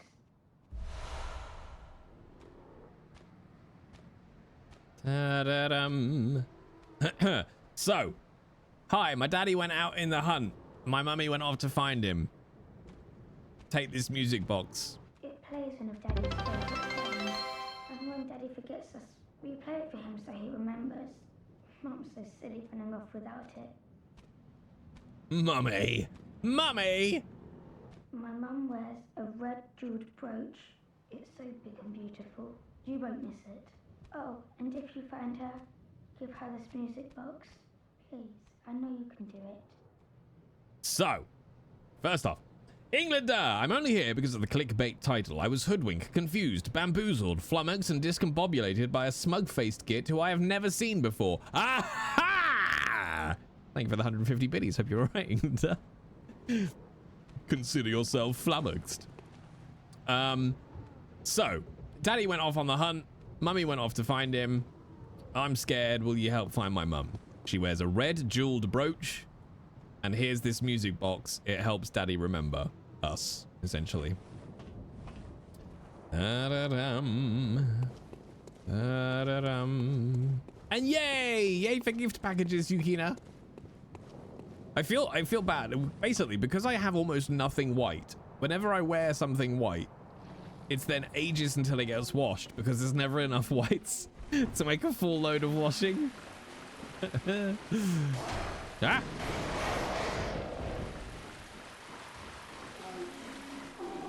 Alright. Should we fist a pig? Let's do it. Get ready, chat. To fist that pig. There you go.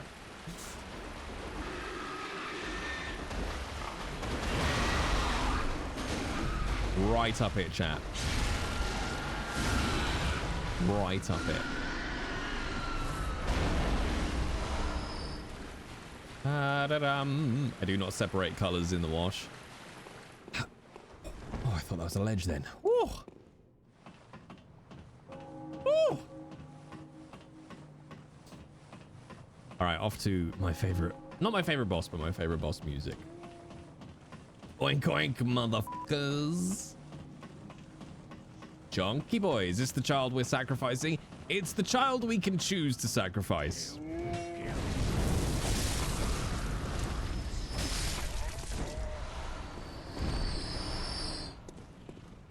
Da-da-dum. It's the most beautiful thing you've ever seen. No, so let me answer your question, Yukina. No, you don't have to kill the pig via its anus. It's essentially what must be a combination of things on purpose, but it's not really intentional. If I show you, if you're watching, Yukina, I'll show you this, right? So, like all Souls games, if you stun an enemy, you can do a visceral attack, right? Which is where essentially you stab the sword or your weapon or whatever in and do a very high damage attack, right? Like this. All right, so we come up, we do a heavy attack to stun, and then we can do this attack. All it is on the pig, and you have to do it from behind. On the pig, the attack and the animation just line up. So it makes it look like you're shoving your arm all the way up the pig. So it's not an actual specific attack for the pig. It's just the way the pig's model and the character's animation line up. But they knew what they were doing. They knew what they were doing. So yeah, it's not a special pig killing animation. Yeah. Yeah. All right. Steady. Welcome to, arguably, second only to Jura, what I consider one of the saddest stories in the Bloodborne universe. And then we can make it sadder. We can make it so much sadder. And we will. We will.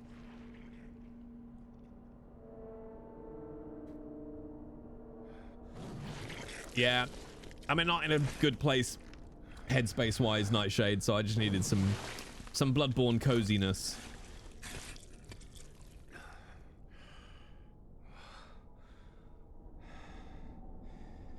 Beasts all over the shop.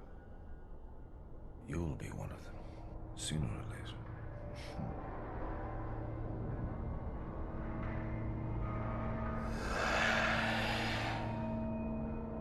And now we run.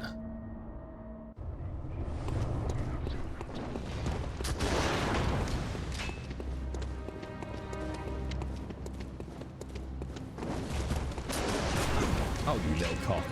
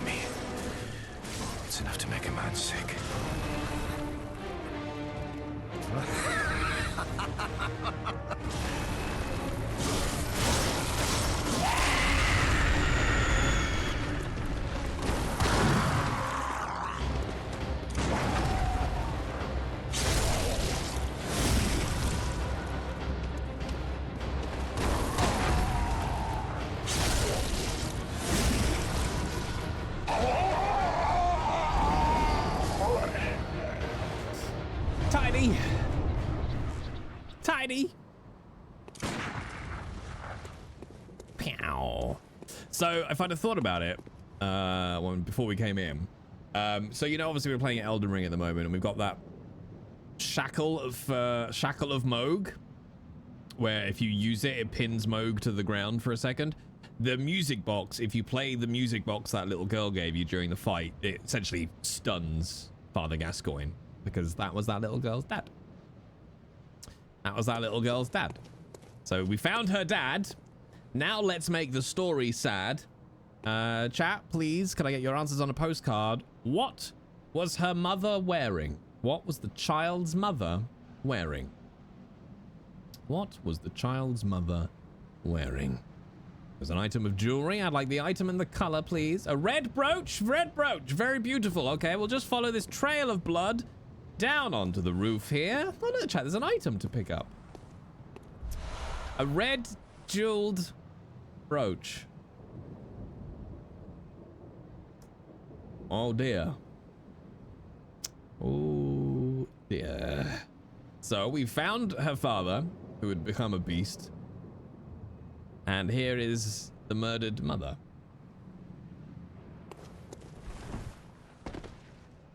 Sad times.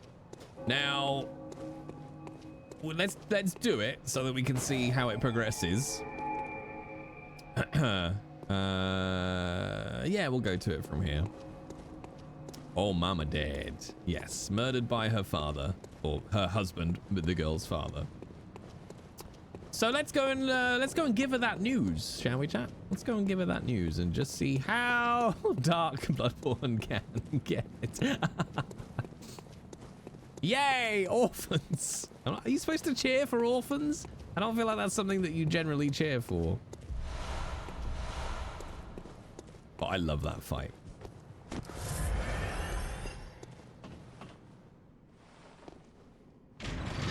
But it's so weird when I, like, as you kind of have to do when you go and do like a BL4 run, you have to kind of plan ahead, right? And you have to figure out how you're going to do the fights. And one of the first things they say when you do a BL4 and you're fighting Father Gascoigne, and it's so obvious, is don't stay down in the gravestones.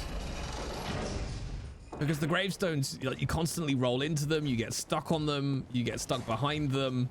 And they're like, just go upstairs where there's some space and then fight. And you're like, oh yeah, that makes so much more sense. Why was I trying to fight him down there? I don't actually think we can get up from here. All right, let's go that way. We'll go up and over.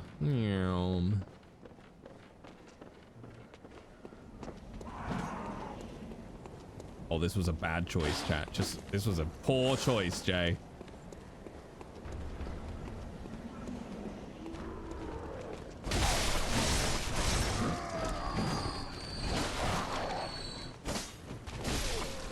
Okay, I thought the big dogs were going to follow me, but they didn't.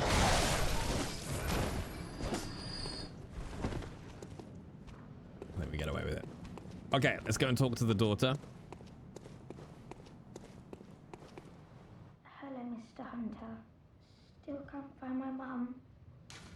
Ooh. Oh, I kind of don't want to give her the brooch. Essentially, you can, if you want to, you can break the brooch, and inside it, there's a little weapon enhancer, like a little weapon buff jewel.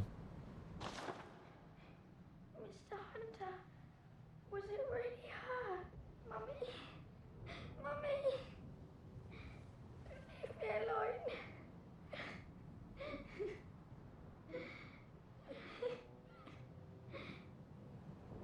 Now, let's see what she says next. I'm just fucking crying. Fucking kids, man. So, because, you know, we're not going to get through it all tonight. You have two options to progress that particular storyline. Ironically, what you might consider to be the better option is the one that makes it all go to shit. So, shortly after where we've just fought and killed her father, we find a safe haven.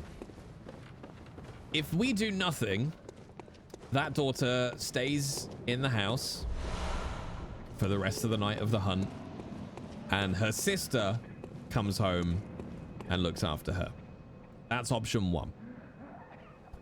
If, however, you go into the safe haven that we're about to go to, and you then go back to the daughter and say, look, there's this safe place located at this chapel, Odin Chapel. Go to Odin Chapel, you'll be safe there. On the way to the chapel, that little child, on the way to the chapel, we don't know if she tried to go that route or just got lost. She goes down to the sewer where we've been and is eaten by the pig we have so vehemently been fisting. So if you go back to the sewer later on in the game and you kill that pig, it drops an additional item, which is a ribbon from that girl's body. And you think, that's pretty fucking dark, and that's our fault. We told her to leave. It gets worse. Trigger warning for, I mean, it's Bloodborne. Trigger warning for everything. The sister then comes home to learn that her mother, father, and sister are all dead. So she kills herself. And the entire family line is wiped out. Everybody's dead. That's the darkest possible storyline for that family. You can save the child, Yukina. You basically, once you don't tell her to go to the safe haven, and then she stays at home, her sister comes home, and they survive the night of the hunt. But if you tell the little girl to go to the safe haven, she dies. And then because she dies, her sister dies as well. If you, like Gobble says, if you leave her alone, she's fine. The mum and the dad always die, but if you leave the girl alone, she survives. She's okay. Let's level up a little bit. Welcome home. What is it you... Very well, let me Yeah, stand close. it's arguably the darkest story in Bloodborne. It's pretty savage.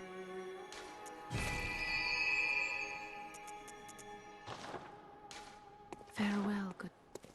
No, I haven't picked how many new stuff. But you can see we've got 9 insights. So you've got my echoes in the top right, and then the eye underneath with 9 is our insight level. We got anything worth selling?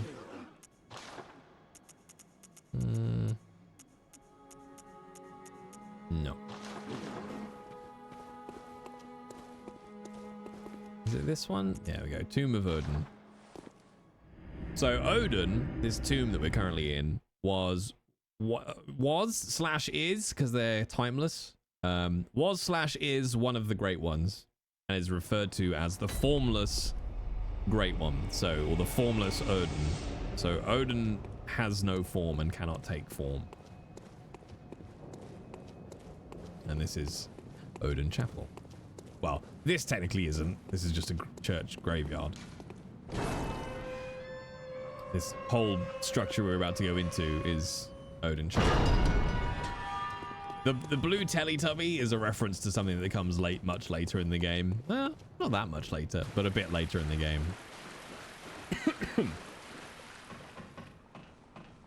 But we have essentially made it through Yarnham, and we can continue our journey into Cathedral Ward, home of the healing church, imbibers of blood, and all-round religious zealots.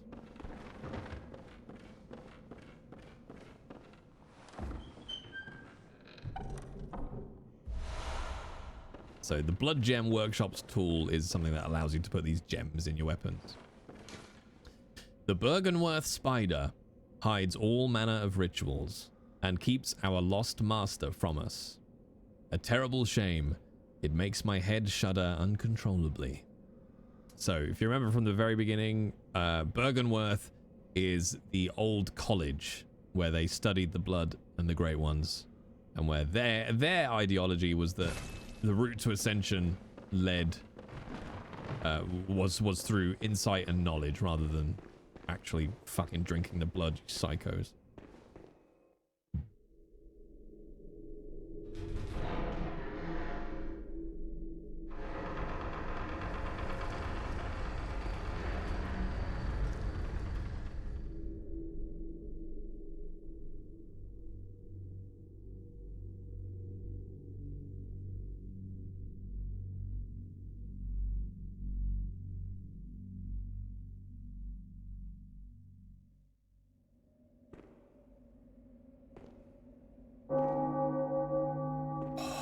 like a good bong.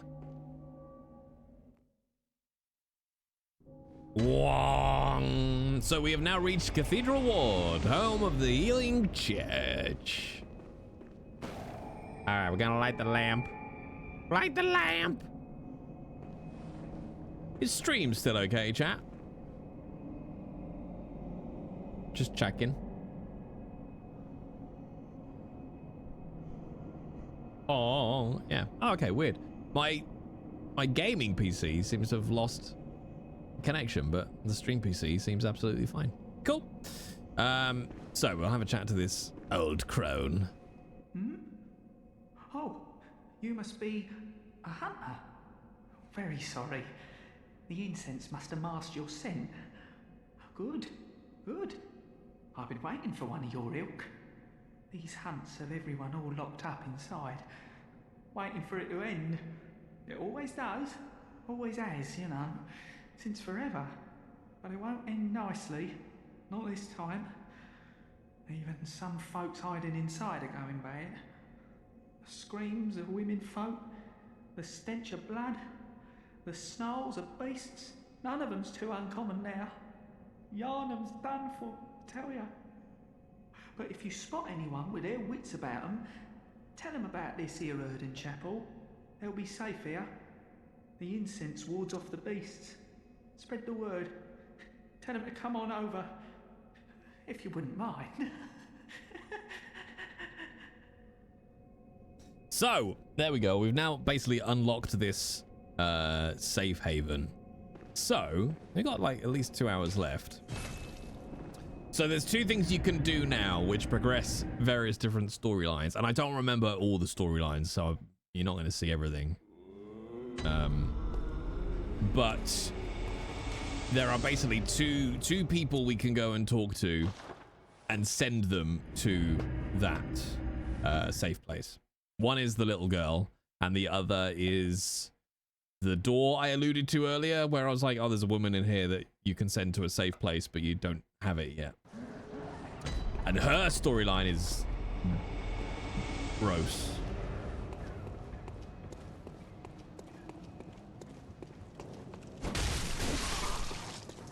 I love it. It's such a subtle change, but I don't know if chat can you see it? We're gonna have to go up and over again, aren't we?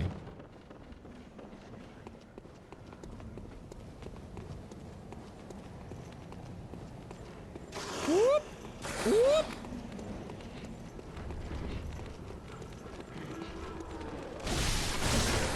Oh god! Oh!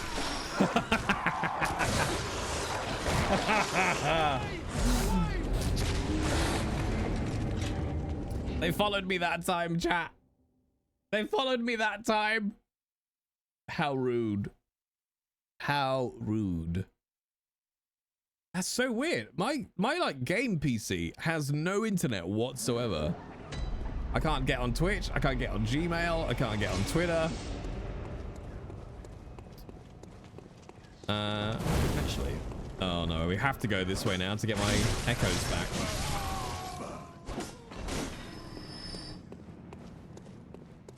But what's weird is my game PC is on exactly the same internet as the stream PC. So, how? But chat, I'm basically looking at getting a second phone line in now, so that Millie can have her own copper connection and I can have my own copper connection, which, whilst not as fast, should at least be more stable. Oh my god, roll!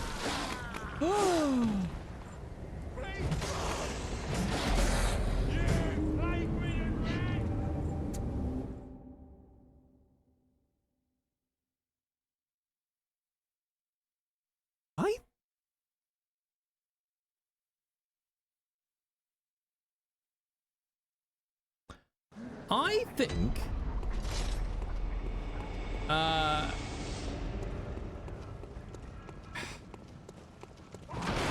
I can't figure it out. I might have to. I just need to check it against Elden Ring now. Basically, but collisions in this are a lot harsher than in Elden Ring, because I couldn't roll through any part of that. Whereas on Elden Ring, I feel like you can roll through more things, which might explain why Bloodborne is harder. Because I kept kind of expecting to sort of go sort of underneath their legs-ish. All right, let's go and kill this child. Oh. Oh. We might have... She might already be safe then in that case. Because I'm pretty sure she doesn't go to, the other place without us telling her. Because she doesn't know it exists. But we can go and have a little look. Did we misplace the child? Well, she's either dead or safe. So, yes. We'll find out by fisting this pig.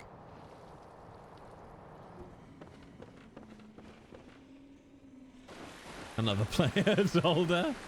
Yeah. Either way, she's not our problem. Wow. Okay, chat, get ready to...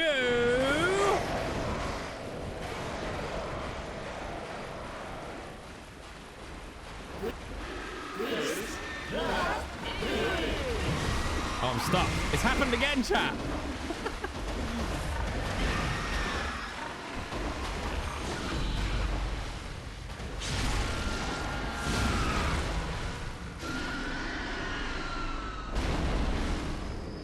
Oh no.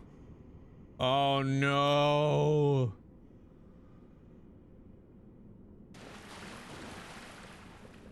See, that's a hunter.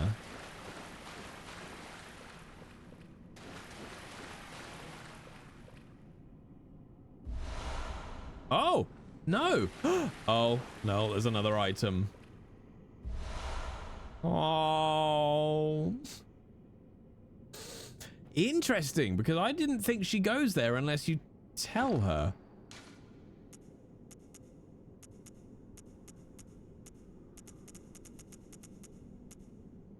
Where is it? There it is. Red ribbon, the messengers are oddly fond of. The thick, pungent red was drawn from the organs of some unfortunate victim. A strange choice indeed, but perhaps for the messengers, wearing this accessory constitutes a form of mourning. Yeah, I don't know why that happened, I'll be honest.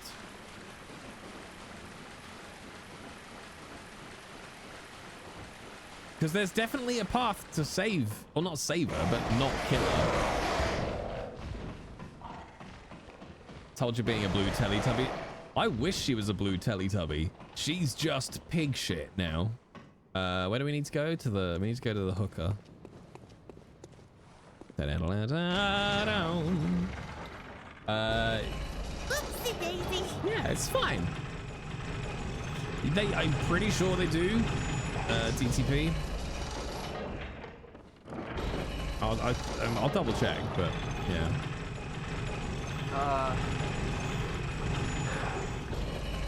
We fucked up. It's fine. It's fine.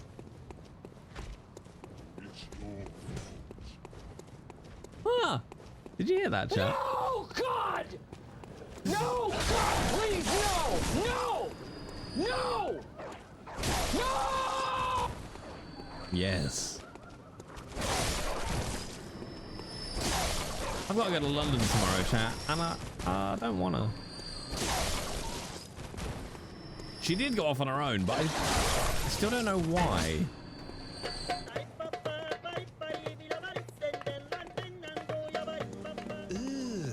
Why have you all suddenly got overexcited? What's that?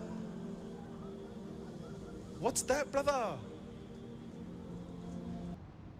It might be, to be honest, that if you just come back and tell her about her mum and dad, maybe she just wanders off anyway. I don't know. Who are the messages referred to?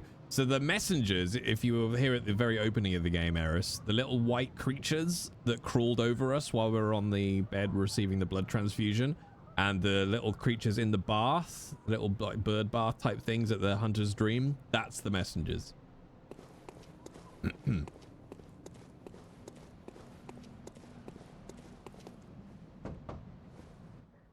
heard I have. Shutting up indoors isn't always enough.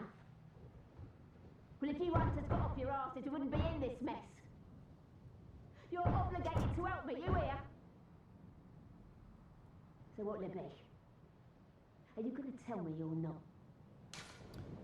Now, this is a really fucked up storyline as well. But again, most people miss it, at least on their first playthrough. If you tell her about Odin Chapel, it rabbit holes off into a whole other storyline. It's really messed up. Well, what do you know? An outsider worth a lick of salt. Well, don't just stand there. Don't you have work to do? Go slit some throats. Get this mess done with. I remember now why I never tell her. I remember now why I never tell her. Oh, enough with you. Trot along. Chop, chop.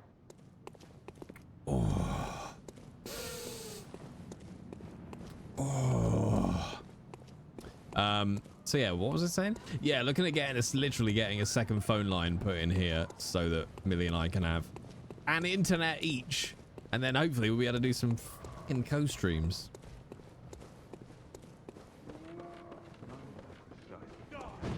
Does that lady end up dying? It depends what we do. I think. It's not one I've actually, I don't think I've ever progressed that storyline. I've like read about it in other playthroughs and watched the story and stuff, but I've never done it, I don't think. It's another one of those FromSoft ones where you have to do like 4 certain things at specific points in the game to make sure that happens. You can certainly end up making her have a very, very bad time. Like, real bad. I don't really think we got much to do here. I was mainly just fast traveling to Cathedral. That old chestnut. Yeah, she has a bad day. She has a real bad day.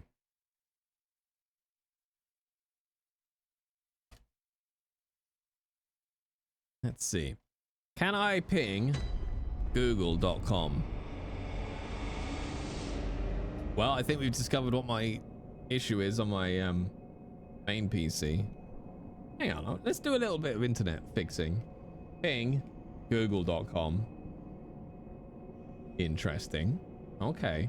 No, I don't want to ping an IP address because that doesn't let me test whether or not DNS is resolving.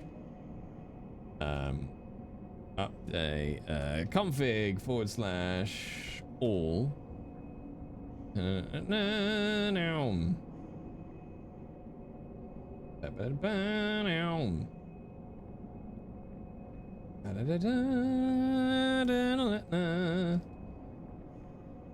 I can spell ipconfig. Piss off.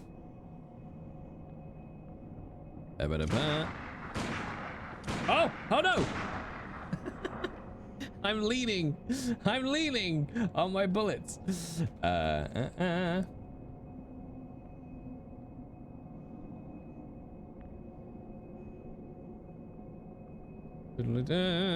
trying to.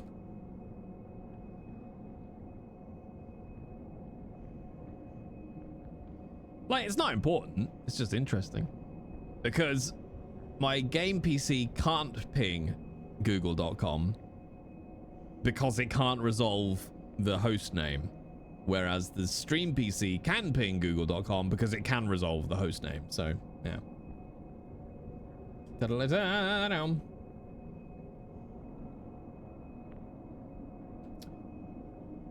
Honestly, Daddy, the only problem with that is we don't get a good enough speed, in so much that if one line fails,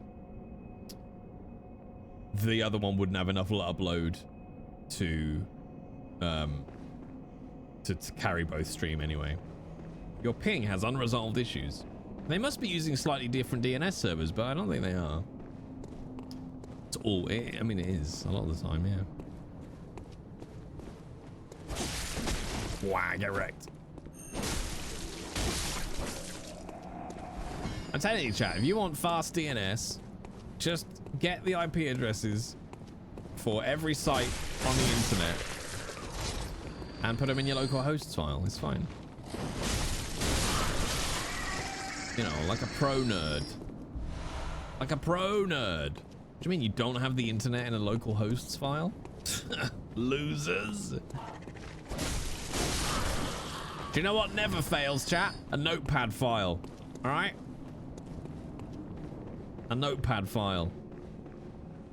Just saying. Oh no, I haven't forgotten. It's her. Do you think I owe you something? Well, that's a fine lark, I'd say. Oh no, I got it wrong! This whole mess that Yarnham's in, it's all your fault. You put it to the outsiders. Our blood's ruined, tainted by your ilk. Don't you come near me. I know your type. I remember now. I remember. So no, sorry. She's not the one that can have a real bad day. I mean, she probably can. It's Bloodborne. There's another character we meet further down the line that has a bad day. All right, hang on.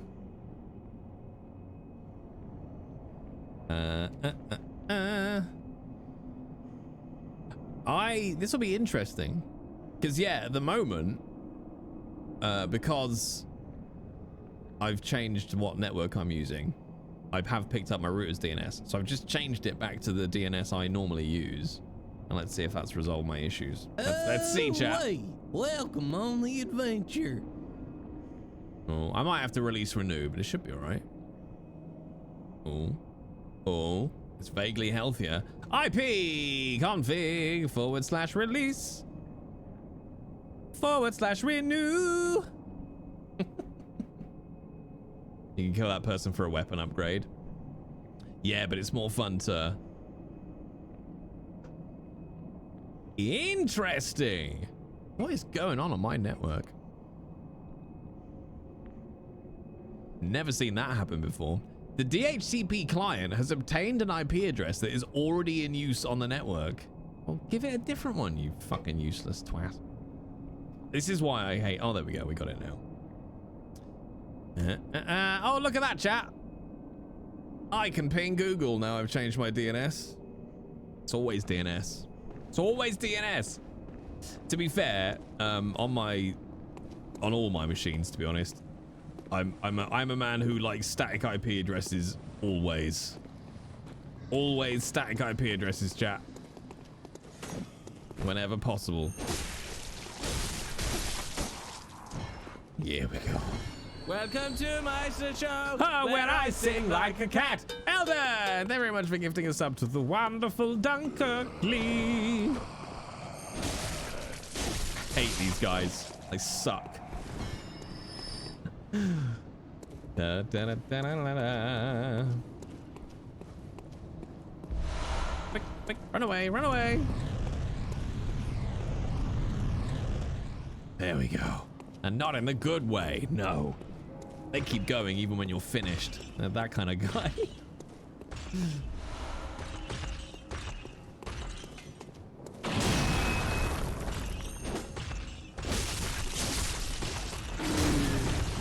Why am I fighting this dude?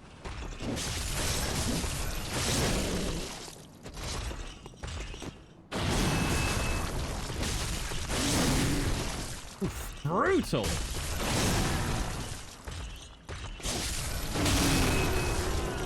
No!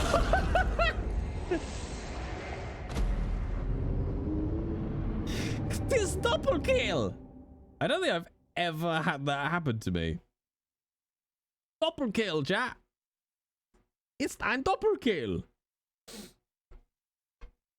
Every day is a school day, chat. Every day is a school day. Ba-na-ba-na-ba.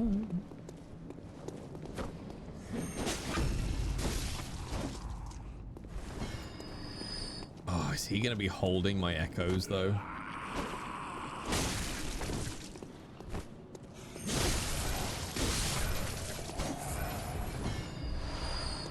Because in Bloodborne, sometimes your echoes are on the floor, and sometimes... he's got glowy eyes, which means if I want my echoes back, they're inside him.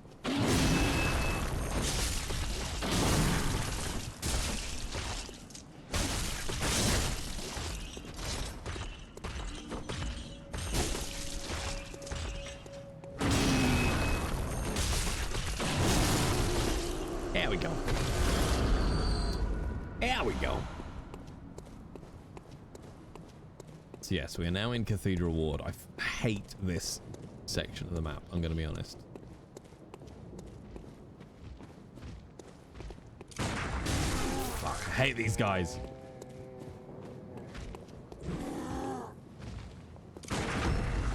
Okay.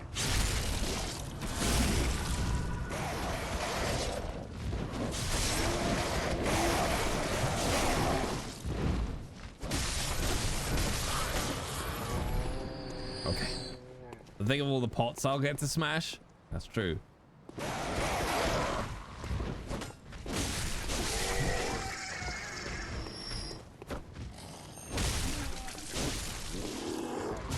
Aww.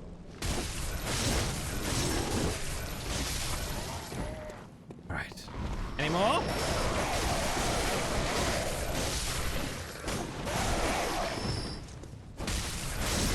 We got him! We got him, chat! So as you can see, the territory of the Healing Church has, as the French would say, gone to shit. Yeah. Now, if you wanna love Bloodborne, well, just from games as much as I do, we can do this bit. So, not that you can see it now, because it won't spawn from here. That's the bridge where the the big fireball rolls down.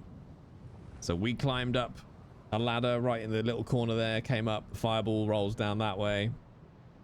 So that down there is the sewers that we climbed up from, and it all pretty much fucking maps one-to-one. That little bridge kind of in the center of screen now goes across to the little girl's house.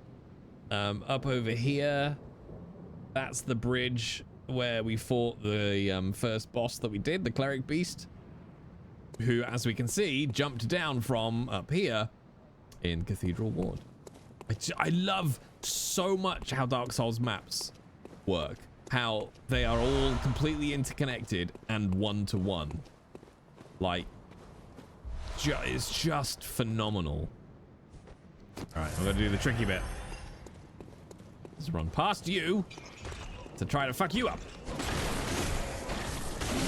Thank you. Thank you. Run down. Now, little nugget for you, chat. In the olden days, in the olden times, and it's still in here. And in fact, you can see it in the game now. Closed. That door used to work in one of the earlier builds of the game and goes out onto the bridge where you fought the cathedral, the cleric beast. So that would link Yarnham and Cathedral Ward together. I don't know why they got rid of it. Sorry, I don't know why they got rid of it. I think it's probably just for, you know, loading in level areas.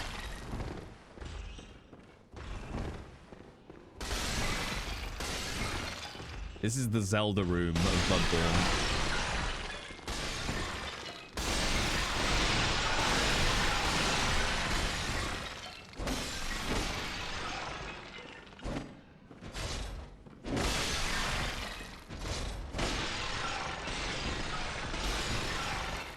Oh, I feel better, chat. I feel better. I don't know why, but I feel better.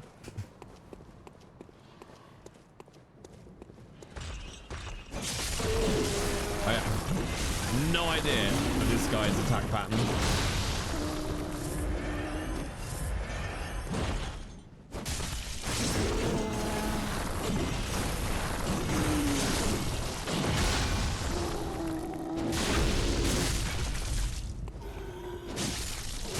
Welcome to my show, where I sing like a cat.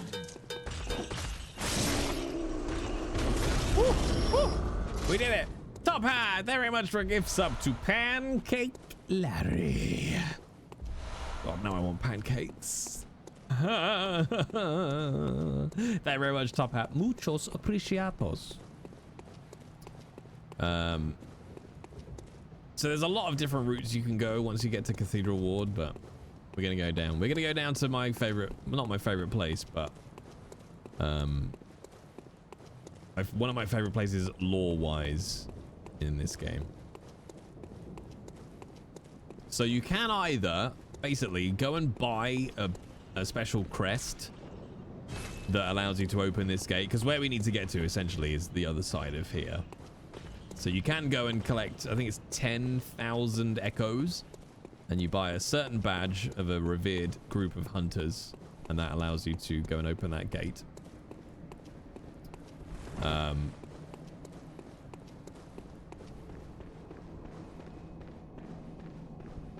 what we're gonna do is do the route that opens that door, because if you come around this way,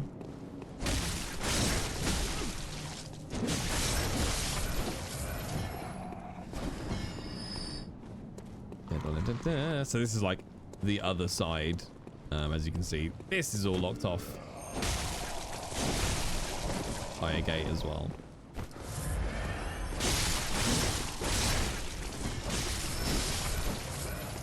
So one way or another, you have two routes here basically. You go and get that badge, which opens the other gate, or you go the route we're going to do, which is you go to a whole other area, you fight a certain boss, and it opens those doors down there, and we can go up and around and get behind these gates. I don't like, if you want to play the game, the route of getting 10,000 echoes is not the lore rich way of doing it, let's put it that way, and you miss one of the best areas of the entire game for lore. Is yours Bergenworth Manor, Eldon, or is it the Shadows of Yarnham? Die. Hey, Winifred. All right. So we're going to go down this way. We're going to go into Old Yarnham, chap. Now, if you remember your lore lesson from earlier on, Old Yarnham was the city where the Scourge of the Beast first took hold. And in an attempt to hide it and keep it under control, the Healing Church closed off the bridge down into Old Yarnham and set it ablaze. You hate the Snake Place? Snake Place? In Bloodborne? Oh, yeah. Okay, yeah, that's the Old Forest, yeah. It took me a while to remember that they're not snakes, if you know what I mean. They're a huge pile of snakes.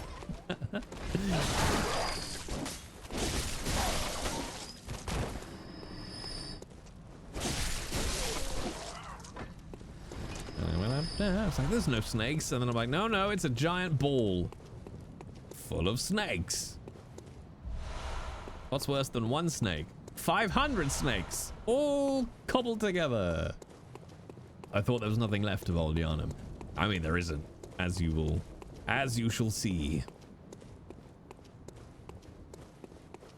Am I going to do this the difficult way? Yes, but I've got away with it. Ah, bless you, iframes.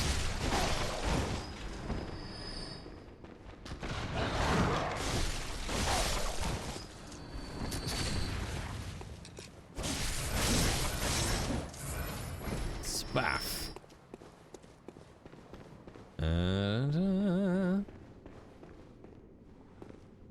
So, who's this boy?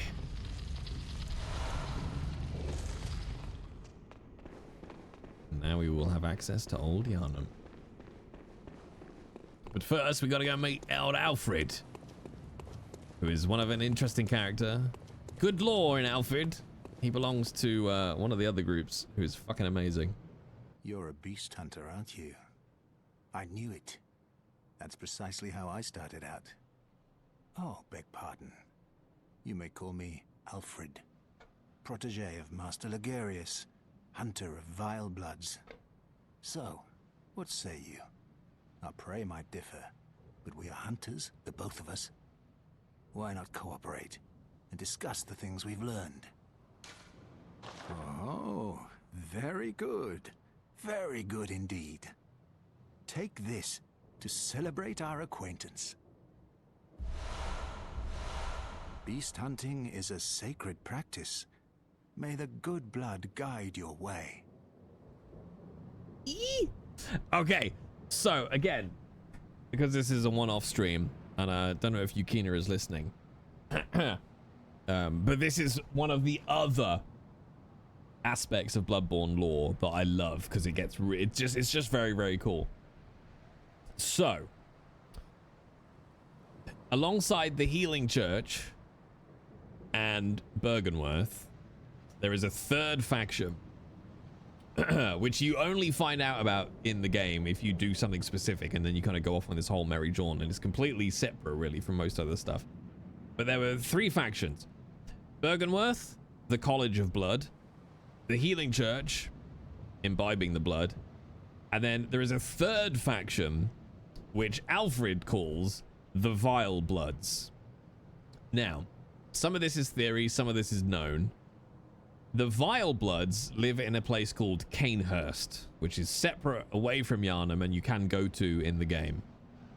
And there is an idea that alongside Bergenworth and the Healing Church, somebody else stole the blood of the Great Ones for Canehurst, and they began to imbibe the blood themselves as well. And it's more of a royal family kind of setup. The Queen of Canehurst and the royal family of Canehurst.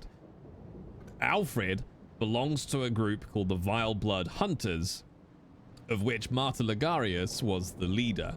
And the Vile Blood Hunters essentially went to war with Canehurst in an effort to exterminate what they saw as a heretical use of the blood of the Great Ones. Martyr Ligarius, in order to keep Queen Annalise, who is the head of the Canehurst faction, because she couldn't be killed, Martyr Ligarius essentially stands guard to keep Queen Annalise contained.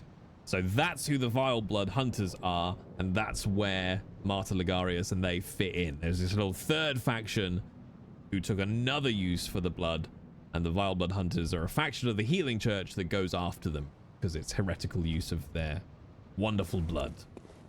So you can go off to Canehurst, and then the Vile Bloods tie in later on to another part of the story as well. But that's who the Vile Bloods are, and that's what Canehurst is. And I believe there's essentially supporting evidence that Maria, who I mentioned earlier, who is a student or was a student of Gammon and used to work for the Healing Church, is in fact Canehurst royalty herself. But I don't think that's ever completely confirmed in-game.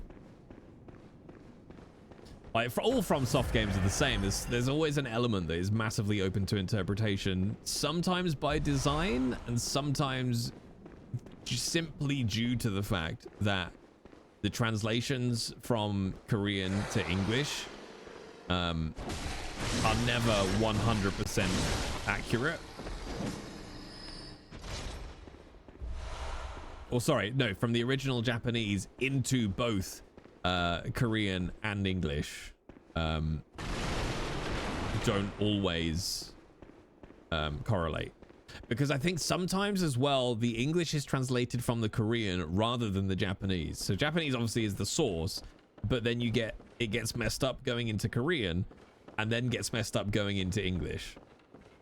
But it wasn't always converted from the Japanese, sometimes it was converted from the Korean as well, so it gets even more messed up, which is why some of the story bits is massively open to interpretation, because it can just be a language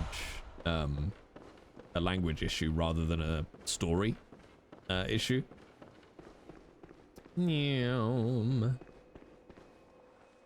Womp. Ah! Embry 2001 would like you to say hi to them.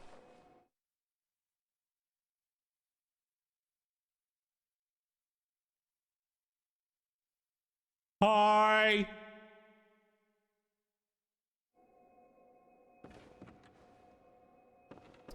Nailed it.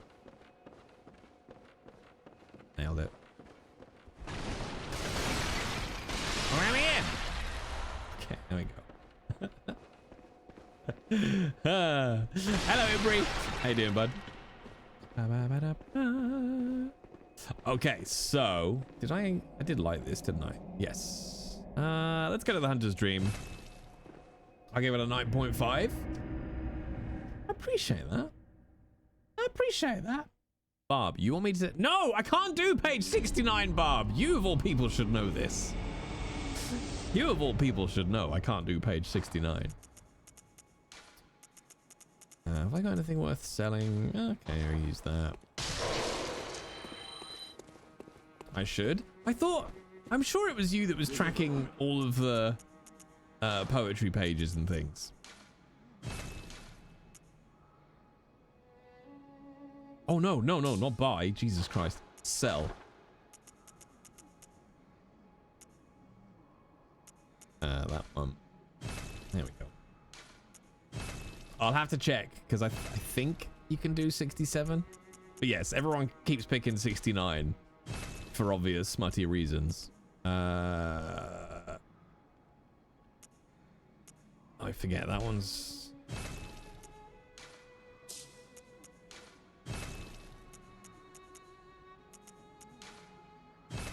Is it the hat? Okay, that's that. Oh yeah, I don't know if we can sell the music box actually. No. Alright, let's go pop these blood gems in. Increase our weapon.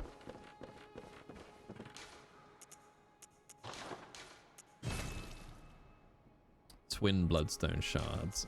Okay. Let's get that up.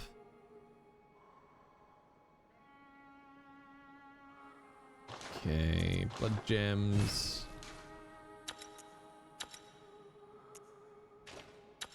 Okay, yeah, pop that in, pop that in, pop that in. All right, let's level up, do the poetry, and then we're good to go. Welcome home, good hunter. What is it you desire? Very well. Strength and shit, innit? What are we at the moment? Oh, only 3? Okay. Let's get up the endurance, because my endurance is pitiful. Okay. Alright, let's have a look at some poetry. I don't feel like we should do 67, though, because somebody picked 69 earlier. No, you can't have 67, because that's just a page of a egg timer. 71 is available, but I mean, it's a bit shit. So you could do a completely new one. But also, while you're thinking about it, let me do this. Oh dear, oh bother. As you once did for the vacuous Rom, grant us eyes. Grant us eyes. And I can't see the rest of the quote because I can't reach my stream PC. Interesting. Hold, please. Oh dear. Oh dear, oh dear. I think you've got your poo for good value.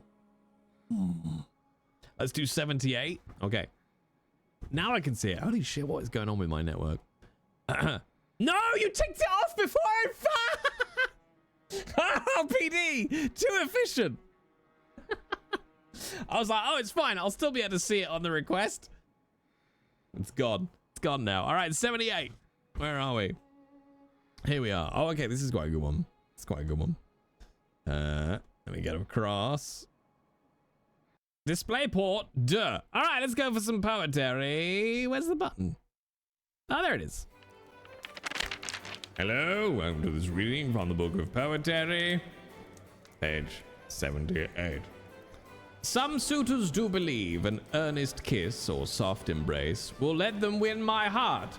But if they'll not remit, they are remiss, for riches are the way to love impart. Still others try with words to fast endear, remaining yet too blind to ever see that my bridegroom shall be my financier. He'll neither borrower nor lender be. If costly habit as one's purse can buy, then each should save their farthings all his life. For purses pursed shall only make me sigh, a purse dispersed will make a happy wife. If wealthily, then happily when wed, I am a girl by want of items led. Mad honor, material girl. This was a reading from the Book of Poetry, page 78. Amen. I have to press the button though. Farewell, good hunter. I did it. May you find your worth in the waking world. All right, thanks, Bob. All right, where are we going? Old Yarnham. Old Yarnham. Now I need to pee. All right, I'm gonna go for a pee, chat. Well, I might have to go for a pee, but also vaguely fix my, what do you call it? PC? Oh, okay, there we go. Yeah, I think because I renewed my config, it threw a hissy fit about trying to get across to the stream PC. All right, chat, I'm gonna go pee, and I will be right back with more Bloodborne.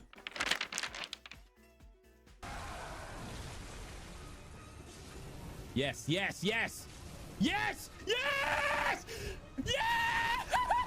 Yes! Fuck yes! Ah!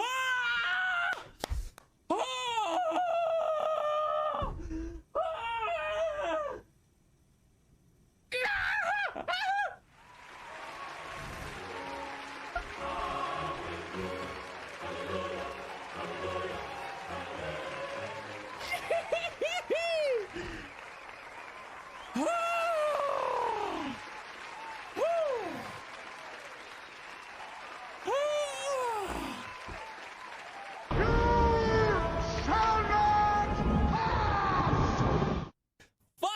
Guy. Just be a pro Twitch viewer and go for a cheeky wank while viewing. Yeah, come on, I demand loyalty. I expect you to still watch me and wank. No, no, no, no, I don't. That's not in my head. That made so much more sense. That's not in my head. In my head, that. Oh fuck. Oh, we've made a dreadful error. Oh, we've made such a bad mistake. Oh! Wait, Miss Henrietta, I forgot my gun. Oh, shit. Sir, please get off the red line. That's actually very dangerous, sir. Please don't be on the red line, sir. I forgot my gun. Yeah, all right, I'll go get it for you. Thank you. You're too kind to me. Oh, for fuck's sake, what happened? Oh, that's a Forgot doozy. his gun. I will just get it. Oh, brother. Oh, wait. Welcome on the adventure. Where'd he go? There, got I'm your gun, here. There you go. I got off the rails like a good boy. Excellent. There's your gun, sir. You take care I now. will treasure this gift forever. It's not a gift. It's your own gun. Oh, all yes. right, Miss Angel, I need to give you the money for today for the passengers. Goodbye. Bye. Come again.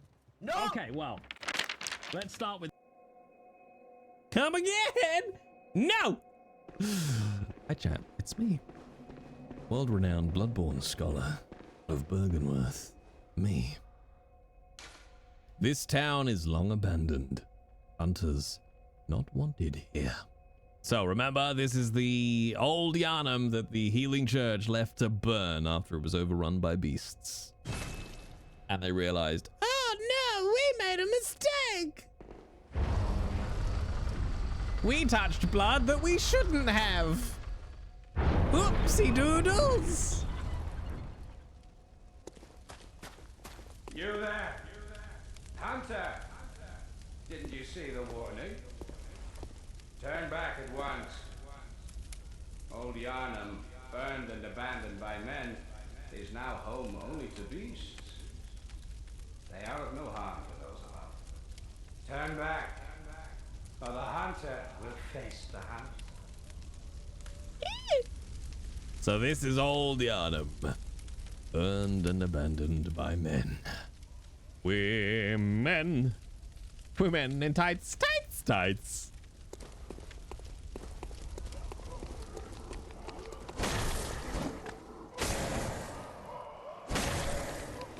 Oh no, no!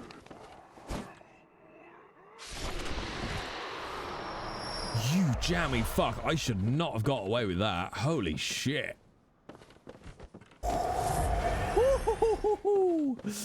How many gameplay hours are there? Ooh, I mean, depends how much you do. I mean, you could easily do 100 hours. No, I would say if you do Canehurst and you do the DLC and the longer of the endings, 60 hours. I would say. I'll check some of my save files. I mean, I dread to think how many hours my Bloodborne, my BL4 run is. 69 hours. Oh, yeah. But if you're new here, hi, I'm Jay. I'm a voice actor, I guess. But the thing I'm most well known for is my Bloodborne audiobook. Right there. There you go. I kind of want to do that again though, because I want to fall off here. There we go. Has the DLC been released yet? Not sure if trolling.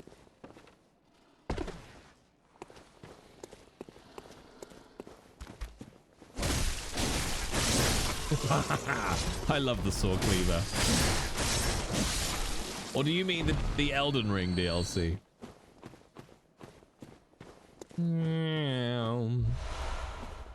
Right, I mean, I don't really know why I came back to kill them, but old habits.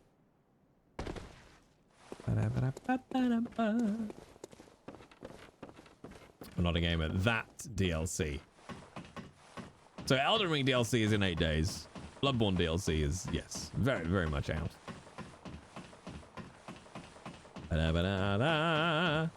Well, we'll be streaming some Elden Ring on Saturday, chat. I don't know how long I'm going to go for now. I need to check with Millie which night we're doing date night this weekend. Or if we're doing date night on Sunday. Who fancies an Elden Ring lock-in? Who fancies an Elden Ring lock-in on Saturday? I'll get some Haribo, Pringles. We'll just do like a 12-hour stream of Elden Ring. Yeah, but you might have something on, Elden. I don't know. You might have, you know, shit to do.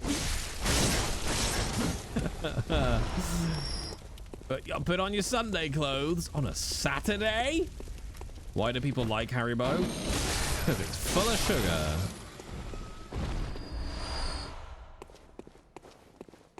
Damn. Well, I'll double check. I'll double check with Millie. But usually date night is Sunday.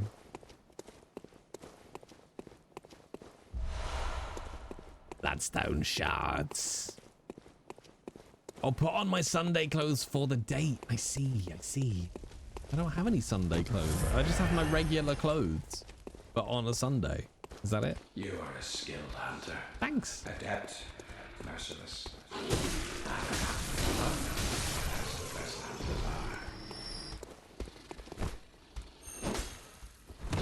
I get wrecked.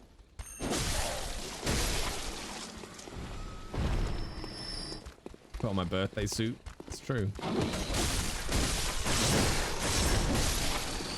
I think I like the Saw Cleaver because it's just really good for crowd control.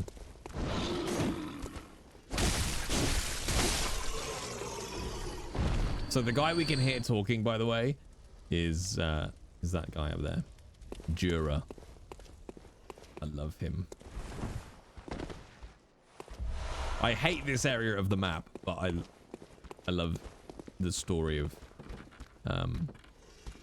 old Yarnham and Jura.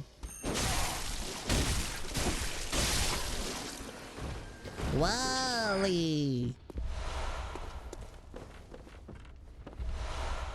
So he is now essentially open fire with his Gatling gun.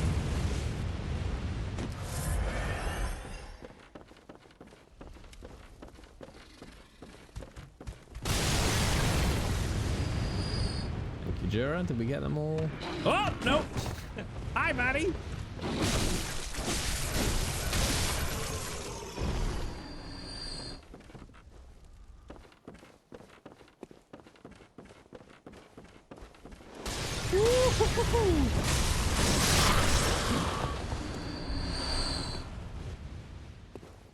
Yeah, you don't want to get stuck in there.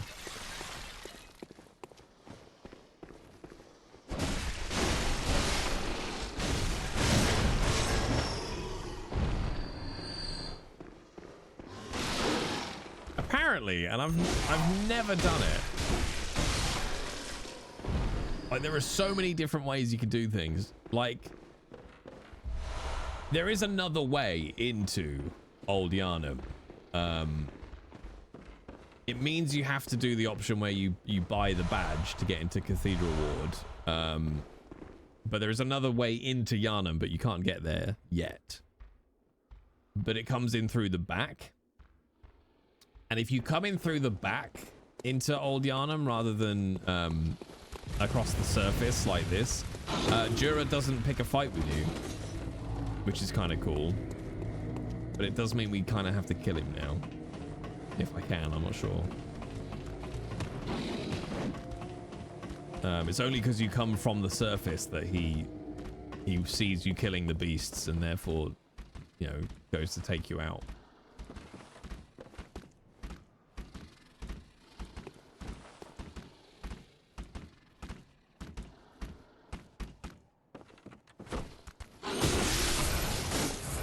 Like, I have come in the back way, but it's always much later in the game. Alright, see if we can take him out. He's fucking nuts hard, man.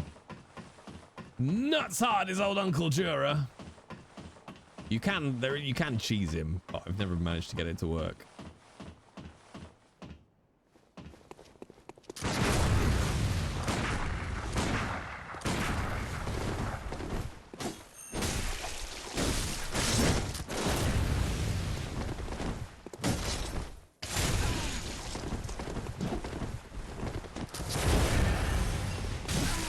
I should think you still have dreams.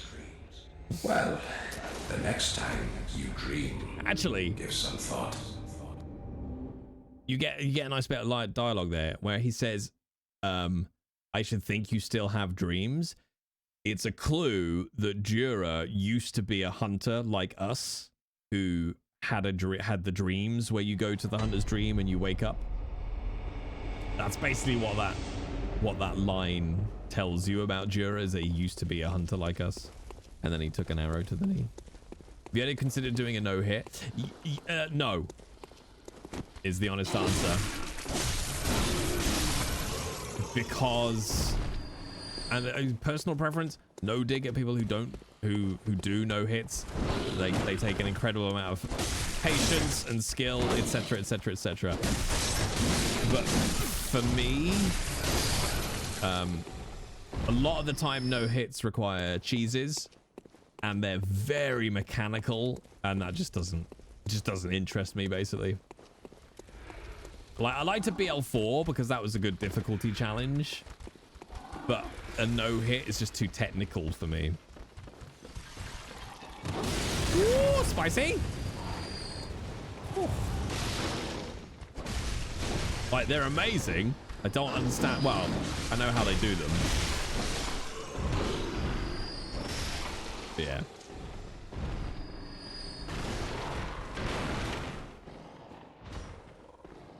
Like, I enjoyed my Deathless challenge. That was a good... I liked that. That was a good challenge. I really enjoyed the Deathless challenge.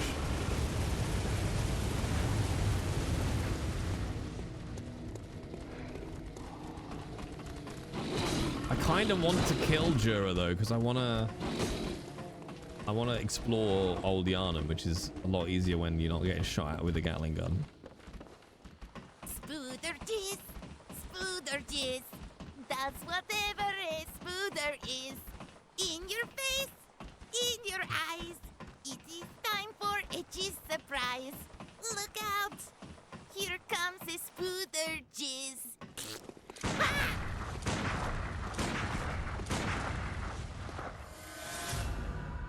I did it!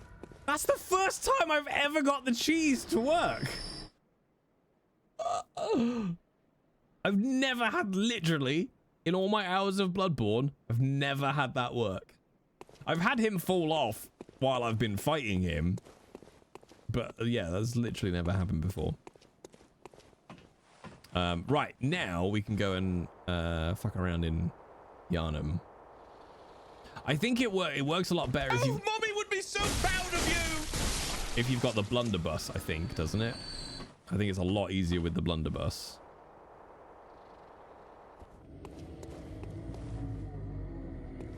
Okay, now we want to try to take out all of these without waking up the little hunter.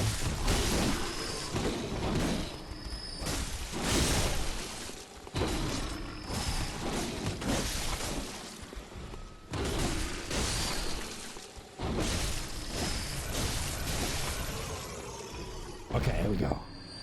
You have to shoot him 5 times right when you get off the ladder. Okay.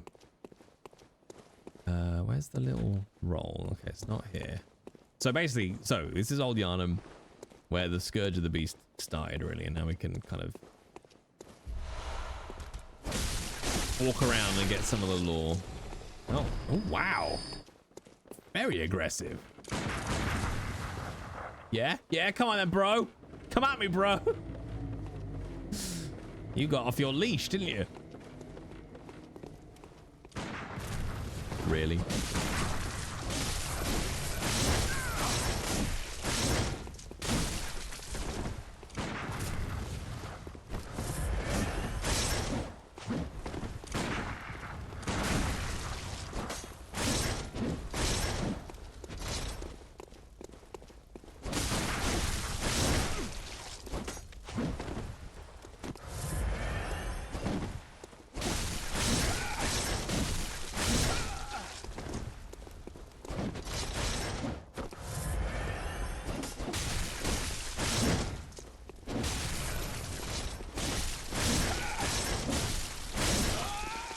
Get wrecked, son!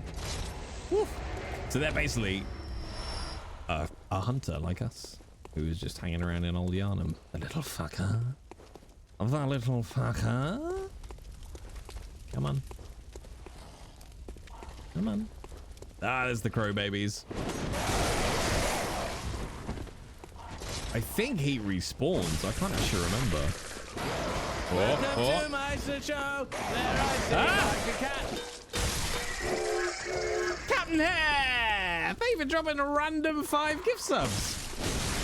Oh, boy, the hype train! A choo-choo! A choo-choo! Oh, okay, Yukina. Okay. So, he takes offense because basically Jura was sent here as a hunter to fight the beasts. But whilst being down here, essentially realized that these beasts were still men, human underneath, and that the healing church was leaving them to burn and die and be abandoned when they were part of why this was happening. So he decided to essentially stay to protect these beasts from the church and from anyone that would come back down to Old Yarnham again. So he sort of like abandoned his pledge of being a hunter because he realized underneath it all was a bit fucking sinister and dodgy.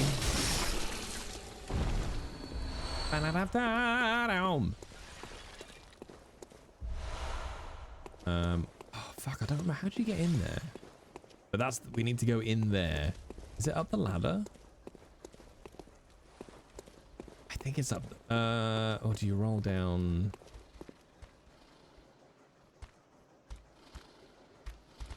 Oh fuck, do you have to roll down there and jump in? Oh, I think you might have to do that. I think. Like when you enter this era, Jura talks about how these, you know, these beasts are no threat to those above. Leave now, basically, and I won't fuck you up. Oh shit, is that how you get in there? I think it is. Okay, how'd you jump? Fuck, how do you jump? You can jump in Bloodborne, but I've forgotten how you do it. I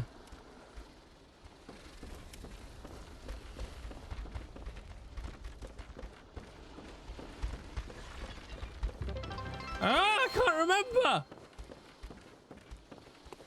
Are we just popping in for a few, or are we here for the duration? Are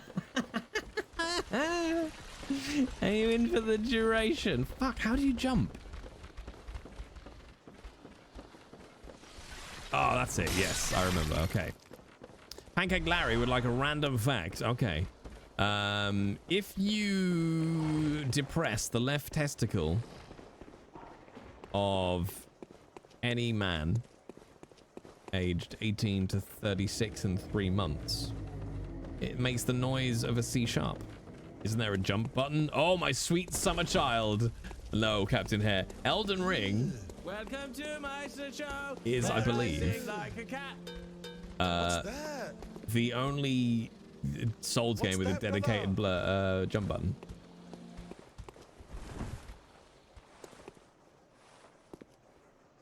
Oh, actually, no. Maybe you just roll down, I think.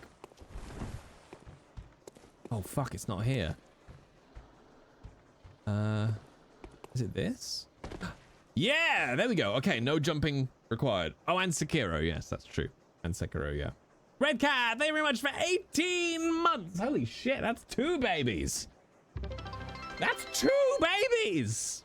I got too much shit going on the other screen. Hang on. Curse choo choo. There we go. And Gobble, thank you very much for the 100 biddies. And Winifred, thank you very much for 100 biddies as well. The characters in the bottom in the train, some of them are generic, but some of them are characters I've sort of played on stream before. So we had a pirate guy when we did Sea of Thieves. One of them is Tracy.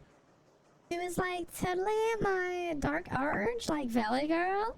Oh my god, I just burped and stuff. The guy in the second carriage is him. Hello, yes, very good. Hello, yes, I see. My wizard character, which is me, hello there, voice of God, is driving the train. And then the big robot at the back is actually from a tabletop show, the first ever iteration of Heath. He was a mech pilot in the Lancer game system, and that's his mech, Nero. Yeah.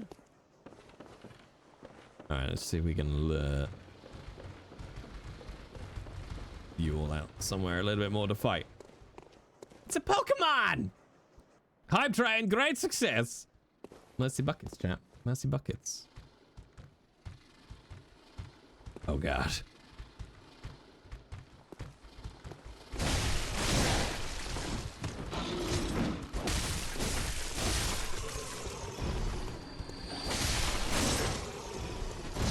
There are so many in here. Hence why I'm... Actually, don't I have... Okay, only 4.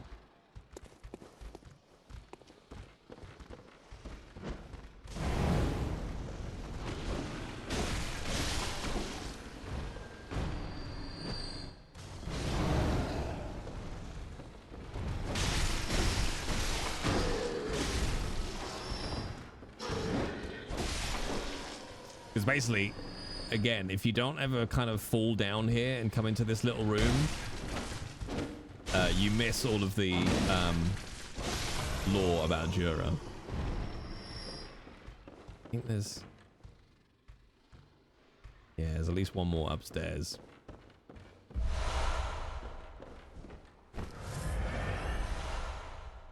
Now, one thing you might have noticed is exclamation mark unlurk, Scotty. Wow.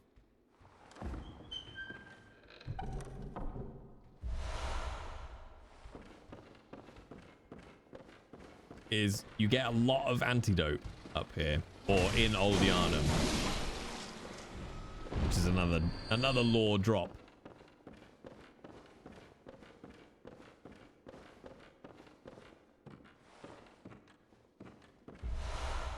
So we just found the weapon, the rifle spear. There's another piece. There it is. So we'll read that in a second. I just want to make sure we got everything. That's where we can drop out up there. But here we find this guy dead in the chair. And we find the Charred Hunter outfit. We come back and read this note. The red moon hangs low, and beasts rule the streets. Are we left no other choice than to burn it all to cinders? So, I've actually forgotten what they were called. Will it show us here? Powder kegs, that's it. So, another lore drop. You basically have the hunters of the church, and then you have another group of hunters in their own workshop called the Powder Keg Hunters. And as the name implies, they were all about sort of more bombastic weapons like this, the rifle spear, the Molotovs, the cannon, all that kind of stuff, right? So they were kind of seen as a bit, those guys are kind of a bit out there. They're the Americans of the of the Bloodborne workshop factions. But as it says here, there you go, you get a first mention here. Possibly created in imitation of a lost Canehurst weapon. Now, if we go and have a look at the Charred Hunter garb, one of the staple articles of hunter attire fashioned at the workshop, a product of the scourge of the beast that once plagued Old Yarnham and culminated in the town's fiery cleansing.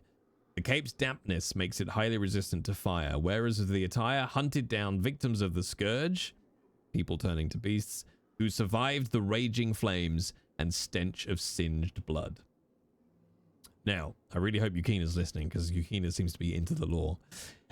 We don't know what happened in this room. So essentially, Old Yarnham got set alight to destroy the scourge. Or was it the scourge? We'll come back to that. There's a theory about the Charred Hunters from the Powder Keg workshop were sent in to basically cleanse the city from anything that didn't, anything that survived the fire. What we don't know in this room is essentially, did Jura change his mind about the beasts when he realized that they were still men underneath and murder these Powder Keg Hunters that we find in this room because he turned? Or did they all turn with him and they died here defending Old Yarnham? Had they all died by the time Jura changed his mind? We don't know. But essentially, these people in here were Jura's colleagues. And Jura is now left alone as the one remaining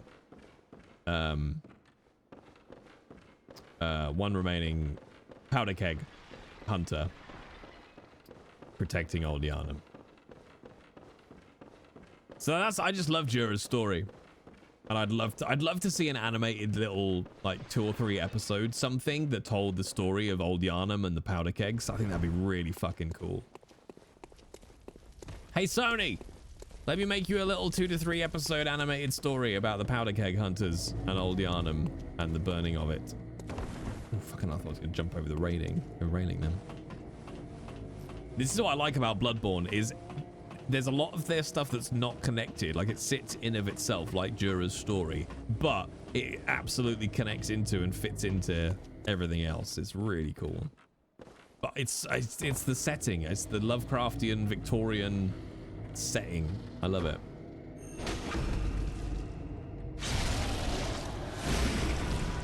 But Jura stands out as an interesting character because he's kind of the purest one of them all. Like, he's the one who is trying to still do something good in this fucked up world. Boom, daddy! And, you know, and he's just standing guard against essentially just a fucked up genocide of old Yarnham.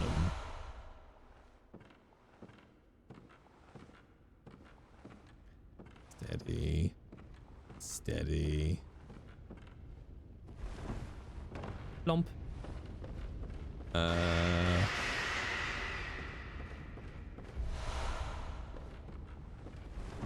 Yeah, Jura's one of my favorite characters. Maria is my other favorite character. Not just because she's ridiculously hot, but because the story of Maria and Gammon and that whole thing is so delightfully fucked up.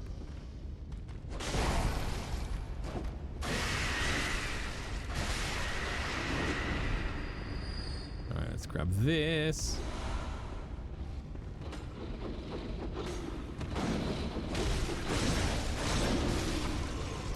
No, night whiskey. When do the chords come into play? Pretty soon, if we wanna go and get one.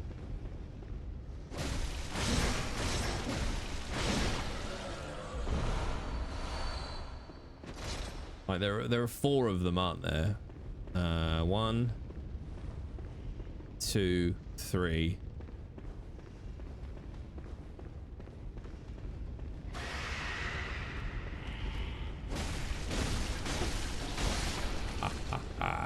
God, this room is so awful.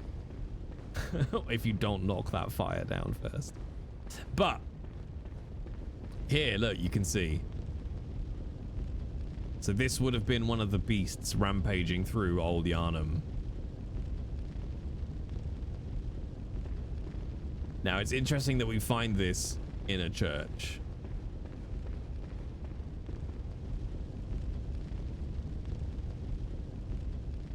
Now, I believe this is possibly one of the old, what would be considered the equivalent of like a nun of the healing church.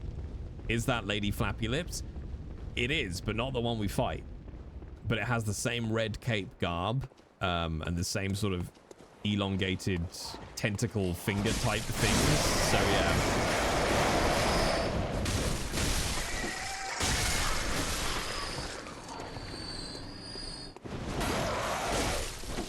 Well, that's a fire I just started, Yukina, so no, that's not a magical one. When you first enter that room, that creature is just strung up. It's not on fire, but you can drop the chandelier to set the floor on fire, which gets a load of people out of your way, basically. Let's go open up a little shortcut.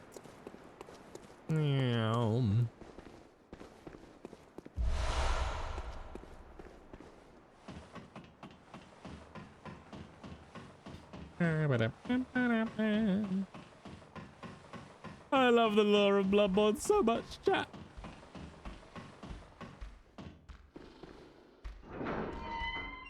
Open that up. Not that we should need that shortcut, but...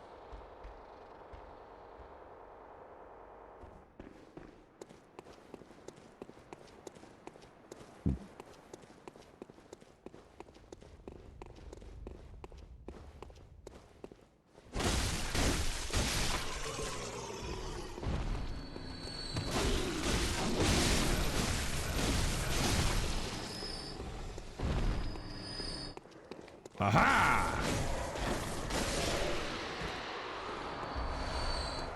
Now, the creature that we're going to go and fight is known as the blood-starved beast, which, if I remember my lore correctly, the theory is that these were essentially creatures that existed in order to drain their blood. So they are people, they are essentially, I think, sort of nuns of the church that were purposefully, purposefully imbibed the blood to turn, or in their view, probably get closer to ascension, and then were used essentially as feeding devices.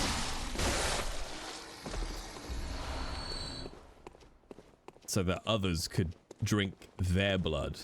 Essentially, you ended up in a situation where the blood became less and less and less and less pure in order to get it out to as many people as possible. So we ended up with like nuns of the church who would imbibe the blood, and then other people would feed off of them, but the blood wasn't very good.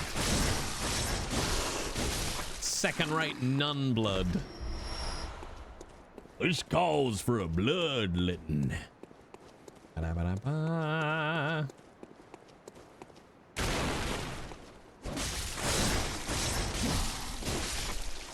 That poor wolf, man. You reckon he was sat there like, I'm totally gonna get this guy. I'm totally gonna get this guy.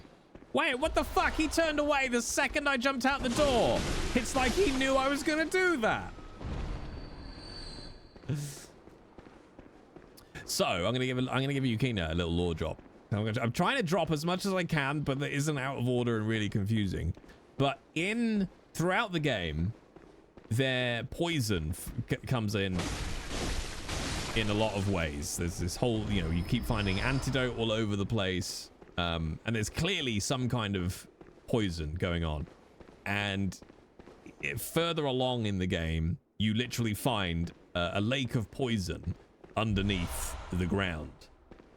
Now, the reason you find so much antidote in Yarnham, Old Yarnham, is because not only did the church set fire to Old Yarnham in an attempt to hide the scourge of the beast, but the very thing they say the blood cures, which is this sickness that you need the antidote for and the blood, was actually a poison they created and pumped into Old Yarnham in an attempt to control the scourge in the first place.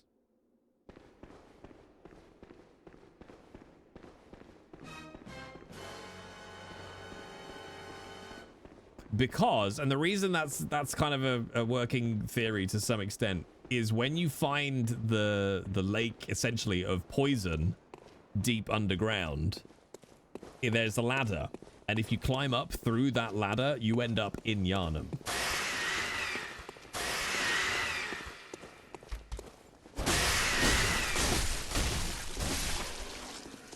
So everybody starts getting sick alongside everything else that's going on, and the church is like, well, why don't you imbibe this blood so that you don't feel like shit? But it turns out they're the ones that created the poison in the first place to try to cover up another problem that they made for themselves. So it's all, lies on lies on lies. I love it. I love how much it intertwines.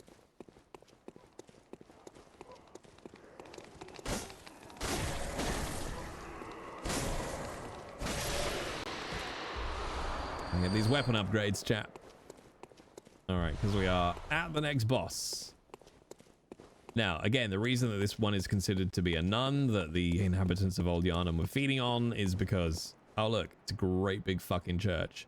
And if you look up, you can see, like, that's Yarnham above us.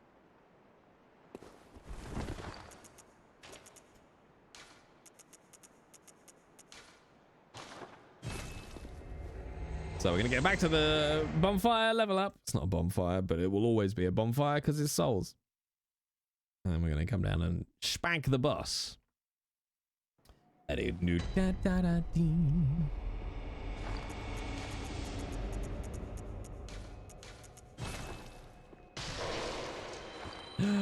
10 months raving? That's too many months. Womp.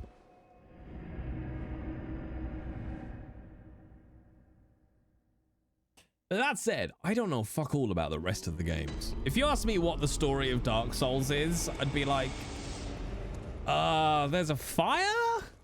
And it goes out every now and then? And then, like, you start the fire again? Or you don't? There's an option? Something. Yeah, that's it. That's as much as I know. Ooh.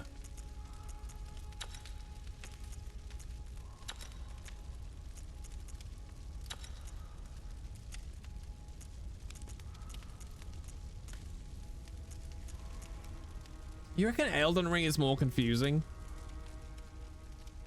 I don't know. Once I drew out the family tree, Elden Ring made a lot more sense. I actually think Elden Ring's, from what I know of it so far, fairly simple, other than people being named really similar things.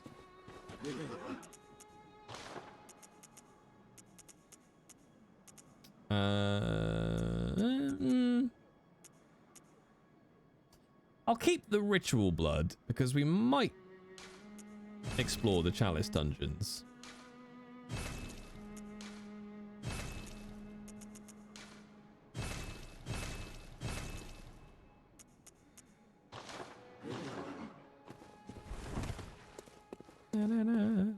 Welcome home, good hunter.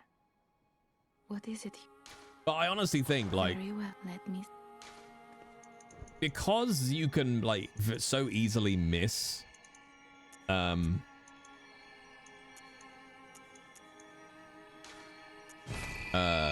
lore, not by because you don't read anything, but because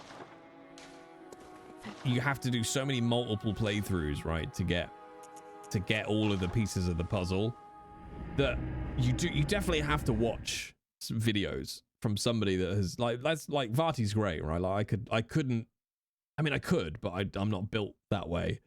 Somebody needs to collate it all and put it all together for you to actually have the full picture. But then once you have it, and this is what happened with me in Bloodborne, once you understand it and then play the games again, fuck me, 10 times better.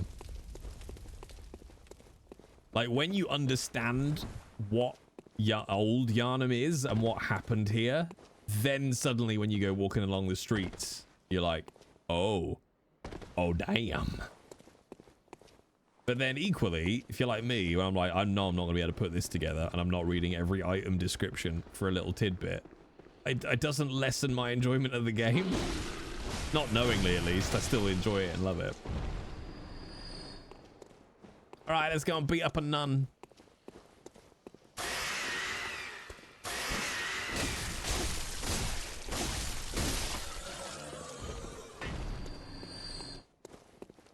Like, that's why I could never write the Pale Blood Hunt. But I will narrate the shit out of it because I know what it should sound like. I just need a writer and a researcher, chat. That's it. Are we going after Lady Flappy Lips? Yep, Lady Flappy Lips is next. There's a couple of pickups around here. Are you gonna come and pick a fight? Okay.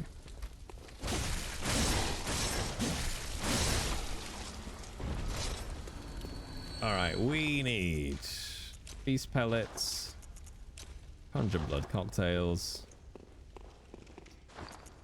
and then just in case, pop the antidote in.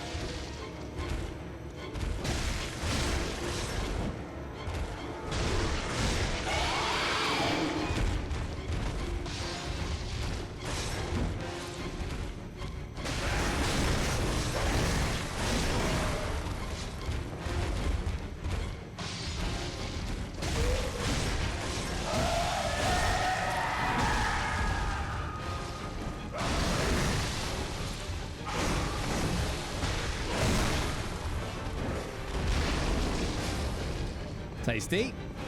Who's Lady Flappy Lips? That was Lady Flappy Lips. Now she's dead. Define research. doing all the bits of like reading all the item descriptions, doing every single story arc, storyline in every Souls games, and then putting them together into something I could narrate that tells the story of the lore. So that was Susie Skinflaps, who was essentially the same as that nun that was above the burning fire in the church. Ba-da-ba-da-dum. All the bits. Got it. I'm doing research tonight. Yeah. So that's, I mean, you could call that a cheese, but mainly the cheesy part of that fight is putting her in the corner. But what we were doing there was throwing blood cocktails, which essentially lures her to a one specific location, and then you can wail on her. But it's because she is a blood-starved beast, basically, that worked on her. Because she was fattened up and then fed to the citizens of Old Yarnham. Not lore, background. People with haemophilia, and especially with severe haemophilia, need regular blood donations to survive. However, until the late 1980s, there was no effective way to screen donated blood for HRT. That's left HIV. That's left with two choices: die or be infected by a disease. I mean, yeah. Yeah. Da-da-da. Why is she sad? 90% of people with severe haemophilia died of HIV? Jesus Christ.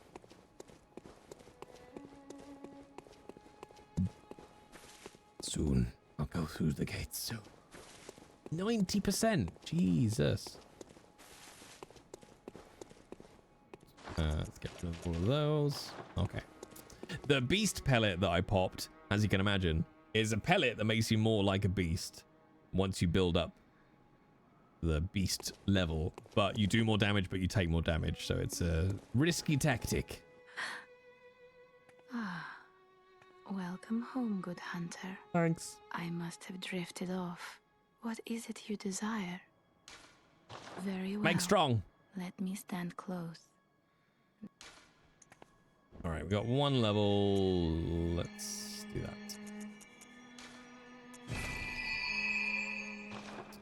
Okay, so the reason to go down into Old Yarnham like that, not only because you've got all the dope lore, is that by, and I don't really know why this happens, but by killing Susie Skinflaps,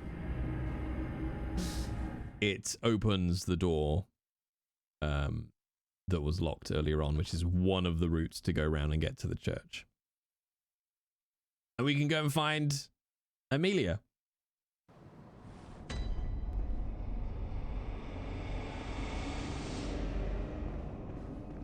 So, as you can see, this door is now open.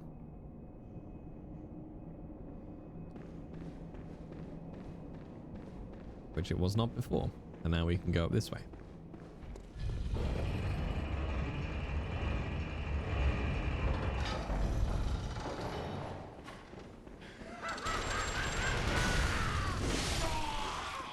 Noise. It's 90 degrees Fahrenheit out. That's hot, isn't it? What a name, Susie Skinflaps. I mean, it's not a real name, but it's fitting.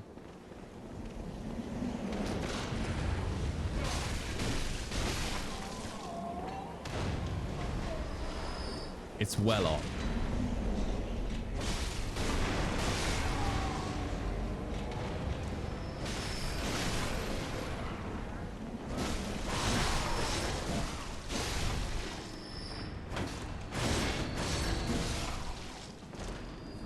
There we go.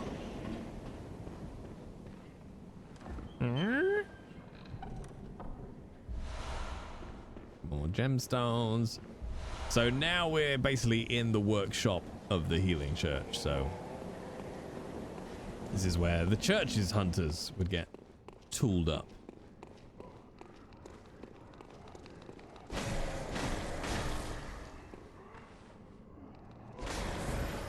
No!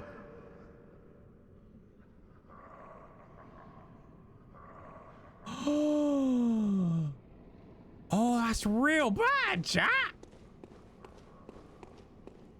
I don't know. They might respawn, but I don't think they will. Shit. Okay, this is the worst bit of a deathless run. Is trying to do this.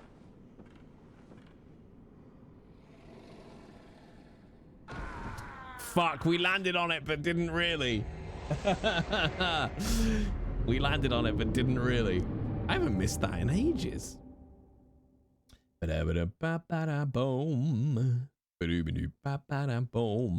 And this is not a cheese. Like, this is basically a way to go. It's the only way to go to get to an old locked off workshop. So basically I killed a monster to they're like, what were they called? Like the Titanite slugs? The equivalent of a Titanite slug. Oh wait, welcome on the adventure. But it then fell off the edge with the pickup. And Mirag, thank you for the follow. Welcome to the adventure of the rampant bullshit that awaits you. 8 days, chat. 8 days till Elden Ring DLC.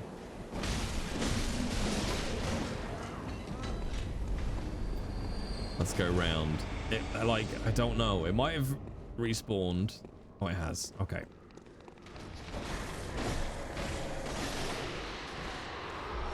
There we go. I wonder if it respawned. They don't usually respawn. It might have done it because we didn't pick it up. All right, let's try this again. I always forget what you're aiming for. Oh, it's that platform. Ooh, hang on. Let's get them. Fuck, no, it did it again. That's the worst version. It's been so long since I've done this. I can't remember where it is. There's like, you know, it's one of those Souls things where you got to walk off the platform in a specific way just to make sure you land in the right place.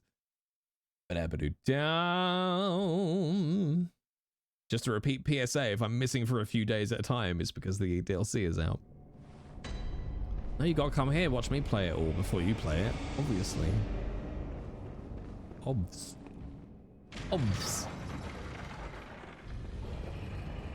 Is there a reason for that hair? Is it just not your cup of tea? Welcome to my show, where I sing like a cat. Yeah, top hat. Thank you very much for the gift sub to Captain Hair. Huh? Aw, top hat. Holy shit, that was your 200th gift sub in this channel. That's ridiculously generous. Very, very stupid. But that's also just made me realize, Captain Hair, why you be giving out gift subs and not giving yourself one? Treat yourself. Treat yourself. Treat yourself. Hold. Okay. There we go. It's okay. I'll treat you. I'm a turbo fiend. So there you go. When you don't die, you end up here. And this is the only way to get here, so you have to do it. So you get the ad revenue. There's a turbo trial, I believe, at the minute for a month. I believe.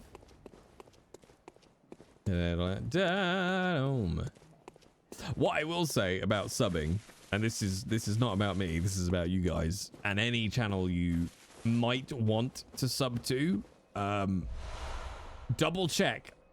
Don't take my word for it, but essentially prices are going up in July, right? But at least in the EU and under certain other countries as well, I think, if you're already a subscriber, the price won't go up. But if you sub to somebody new from July, you'll be paying the higher price. But there's some law around you can't change the price of a service somebody is already subscribed to in some way. I'd have to dig out the exact notes about it, but if you're thinking of subbing to somebody, do it now, and it will be that price going forward. Whereas if you wait until Twitch put the price up, it will, you know, always be that. So this is, as you can see, an old workshop.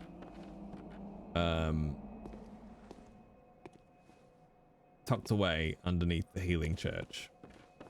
And what do we find here, chap? But another doll. An abandoned doll.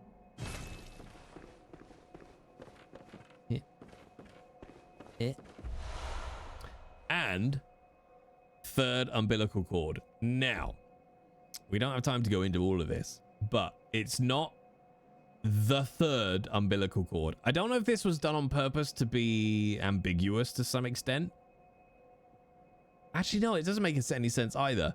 It's a third of an umbilical cord. It's not the third, like, you know, first, second, third umbilical cord. It's a third of an umbilical cord. And you can find 4 in total in the game. And it is the route to one of the endings. Yeah, I'm pretty sure, Elder, but when you pick them up, they all say third umbilical cord, but obviously they can't be because there's 4 of them. So it's a third of an umbilical cord. Well, no, Yukina, because it's not the same umbilical cord.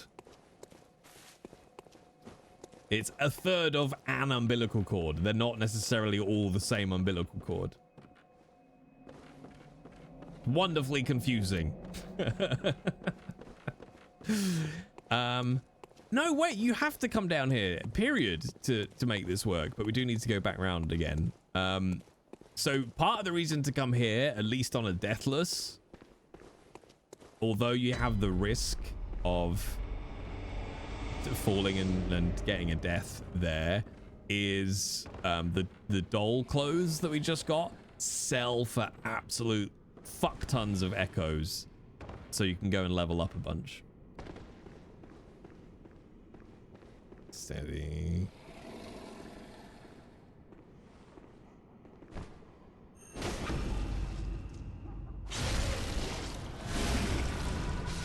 Yeah, so you can find at most 4 umbilical cord parts.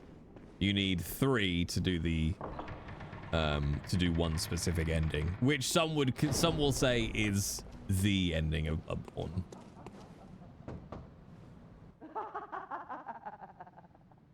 A night of curses.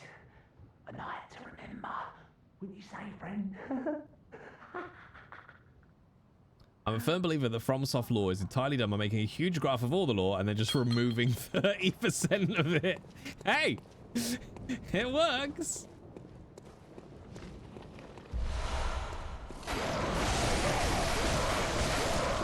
Fuck off.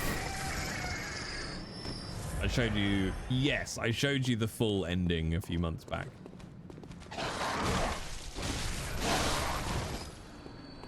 I can't remember. Like, there's a whole other thing you can do as well where you get, like most From games, where you let yourself get killed by a certain enemy at a certain point, and you wake up in a prison. There is another. Oh, these fucking guys. I hate these guys. I can't remember when you do that to end up in the prison.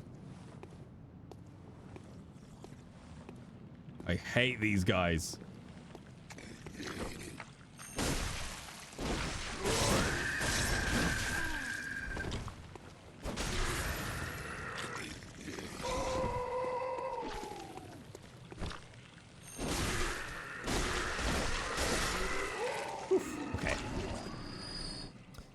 Yeah, like, I'm tempted to let this guy do it, actually. I know what the character is that does it. It might be this dude, but I don't necessarily... Oh, hang on.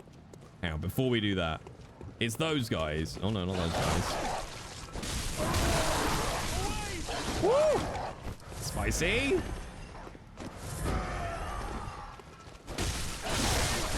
I forgot how spicy it is down here. It's this dude here, wherever he's gone.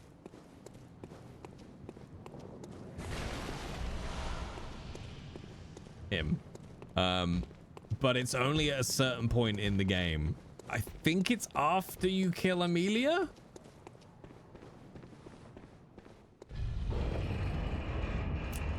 think.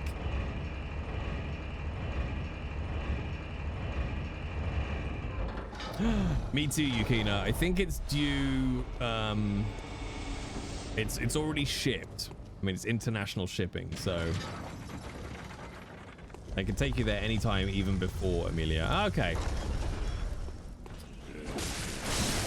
Oh, I know what it is I'm thinking of. It's after you kill Amelia, they are then found in the healing ward, which they aren't before. Let's go around this way. Let's go and open up a bunch of stuff. Get all the shortcuts going. And we'll get to Vicar Amelia, and then we'll call it a night. Praise Jeebus.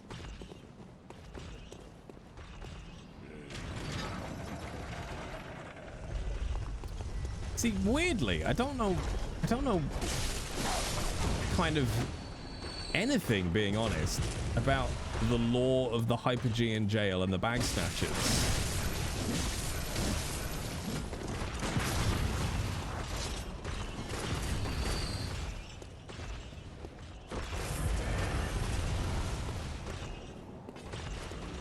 You know what? You lot can just go away.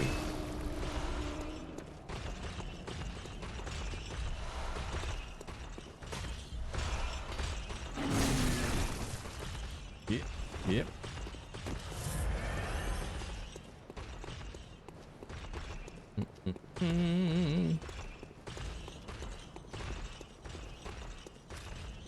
Yeah. There we go. Let's go and open this gate now. So this is the gate you could open with the special badge. We've just gone around the other way.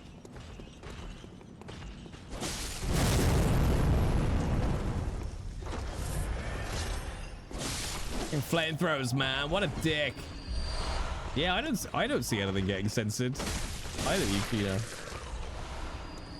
we do kind of want to go around here, though.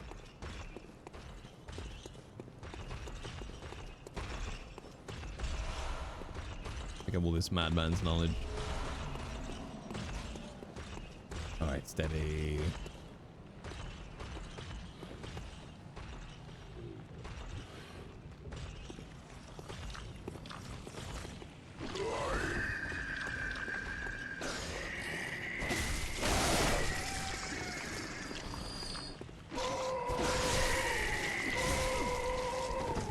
Hate these guys.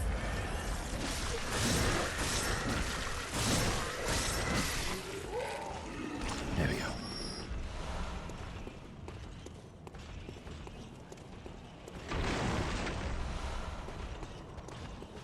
Alright. This is such an awkward area of the map, this little bit. Scramble all of this stuff.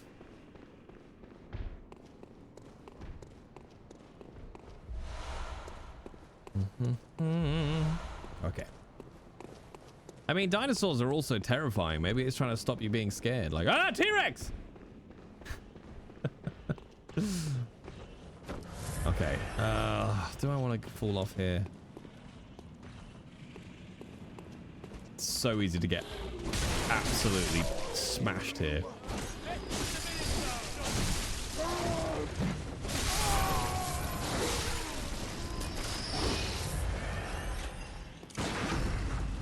I think we're gonna be all right.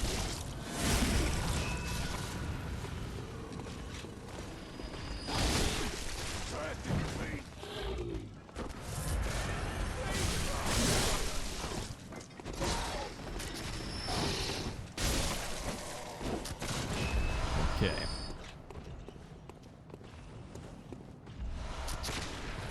Get wrecked. Is there another? I don't think there's anybody else. Before we go down to the gun boy.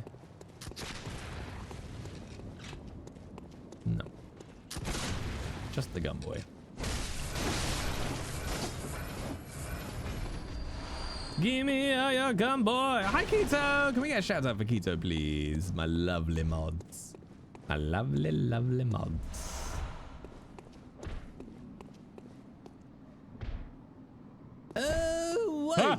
Welcome on the adventure. Tycho, there with the follow. Welcome to the adventure, the memorable series that awaits you. I did it, didn't Oh, how is Once Human? That's like that's officially released now, I think, isn't it? Oh, I know they were talking about it recently.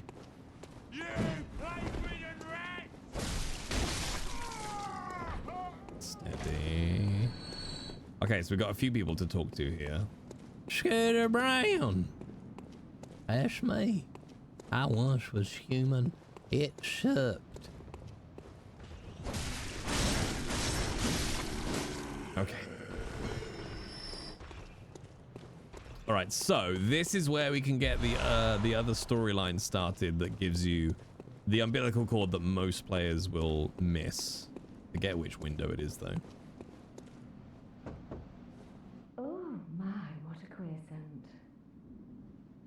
But I take it over the stench of blood and beasts any day. What is it then? Yeah, I've played it, Keto, not in a while. It's really I'm off cool. during hunts, so if that's what you're here for, I'll leave you to your own devices. If that doesn't do it, come back in the morning, darling.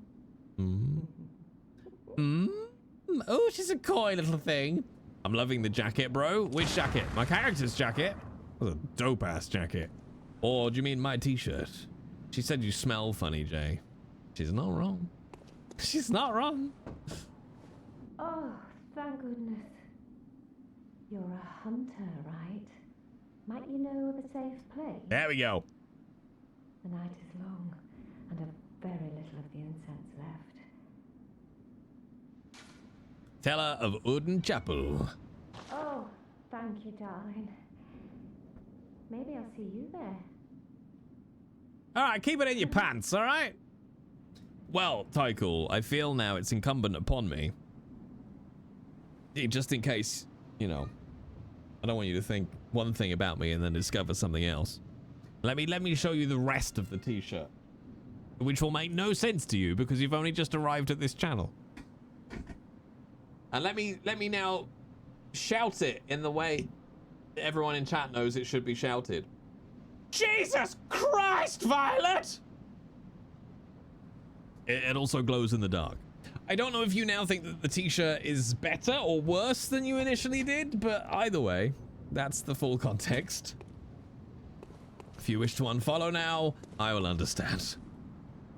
You're not from around here, are you? All right, don't need to be rude about it. An outsider who's come to join the hunt? What a pathetic idea. What? You what? What, you think I'm a beast? Well, maybe I think you're a beast. And step away from my castle. I was wondering why your shirt just said Jesus. Jesus, that's it. Carry on. Long story short, Tycool, I do a lot of role playing, and there's a character I play called Lucius Alabaster, who is incredibly wealthy and hates poor people, and he has a sister called Violet who does a lot of stupid things, like ram him when they're on horses, and that's when he shouts, "Jesus Christ, Violet!" That's it. There you go. That's the full context. There's probably not much to add.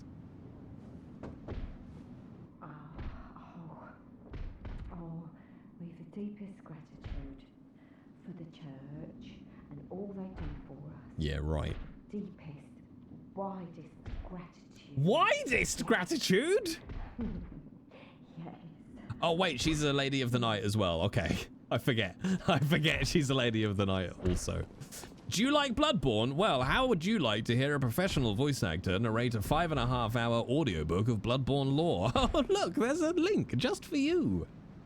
And if you would like to hear Lucius Alabaster, what do you want, Elden Ring?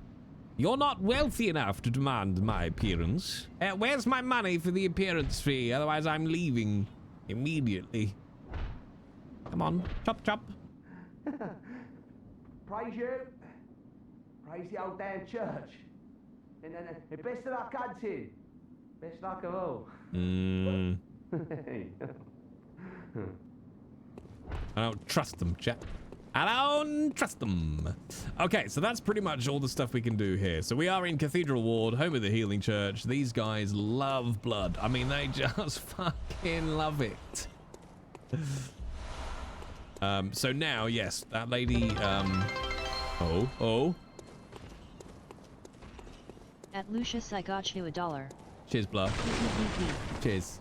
Cheers, bruv. Appreciate it. Thanks for the buck. Also, $1 baseball. I wipe my ass with $1. Lucius did alright actually playing this, didn't he? A watchman of Bergenworth guards the gate with a password. The sacred adage of the Grand Cathedral. So, if you carry on going down the steps where I just were, you find a gate that leads to the Forbidden Woods, which has a password. So, a watchman of Bergenworth guards the gate with a password. The sacred adage of the Grand Cathedral. So yeah, there you go. Ah, thank you, Keto. I'm not proud of almost anything that I do, but I'm very proud of that audiobook. And I will never make another one because it took so fucking long. All right.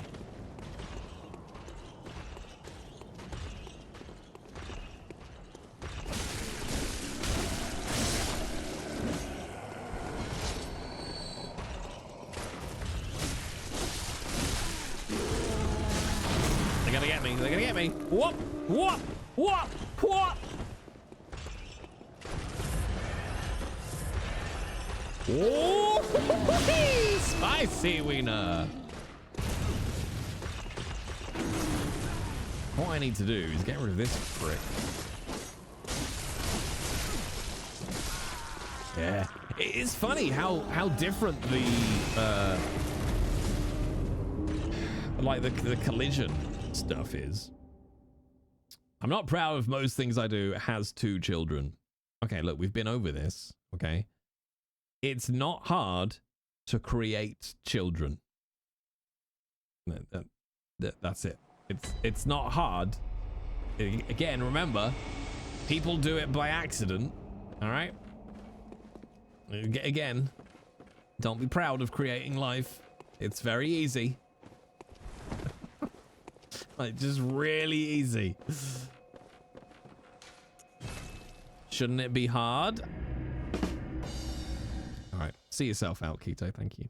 All right, cheers, bud. Cheers, bud.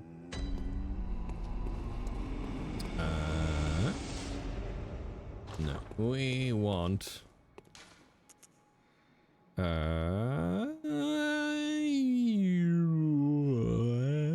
Yes.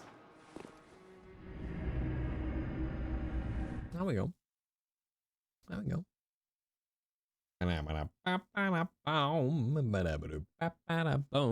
Plus, my kids are just, you know, they're young. I don't know. Parental pride is an interesting thing. Oh, look, chat. It's the whore. I'll be back once I've killed a vicar, okay? You stay there. They do get me Legos. They get me amazing Legos. Meow. Meow. Meow. All right, it's getting late, so let's go kill a vicar. Meow. Jay, you just said Legos. Look, I'm tired, okay? You're look, eventually you're gonna slip one past me, okay?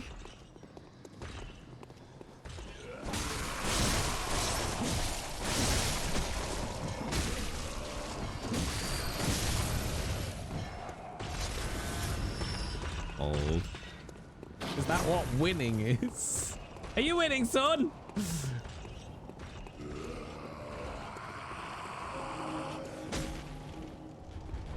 Okay, so we're popping to the cathedral to try and see if we can figure out where to go from here, and we need help with our blood and all that sort of shit, chat.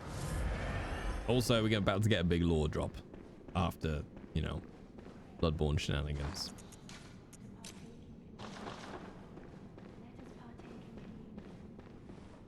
And feast upon the old blood.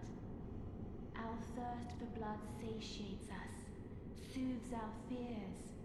Seek the old blood. But beware, the frailty of men. Their wills are weak, minds young. The foul beasts will dangle nectar and lure the meek into the depths. Remain wary of the frailty of men. Their wills are weak, minds young. Were it not for fear, death would go unlamented.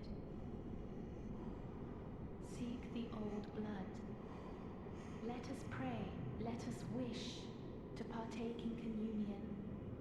Let us partake in communion and feast upon the old blood. Our thirst for blood satiates us. There we go. Soothes our fears. So she's basically Seek praying the old blood. to the old blood. The frailty of men, their will.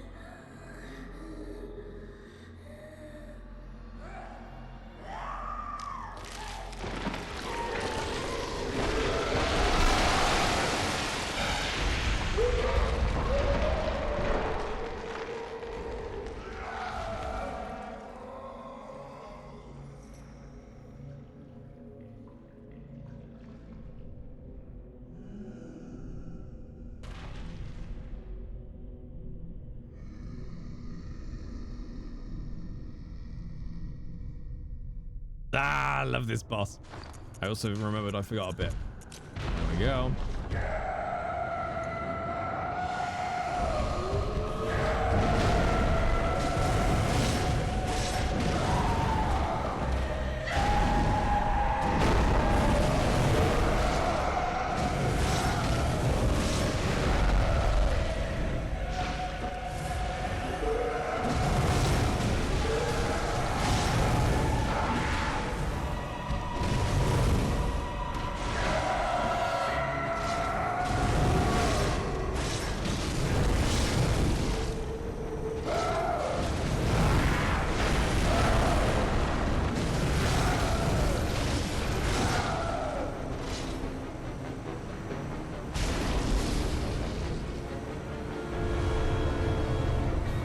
Shazam. I kind of feel bad because I shouldn't be beating these bosses this quickly because you don't get to hear the fucking music. Okay, but let's do a little lore drop. A little lore drop, chat.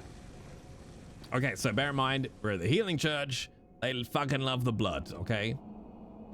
Now, I'll just tell you because we're about to touch the skull. You know what, we'll watch it, and then I'll lore drop.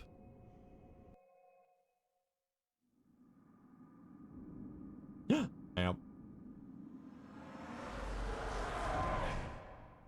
Master Willem, I've come to bid you farewell. Oh, I know. You think now to betray me. No, but you will never listen. I tell you, I will not forget our adage. We are born of the blood, made men by the blood, undone by the blood. Our eyes are yet to open. Fear the old blood. I must take my leave.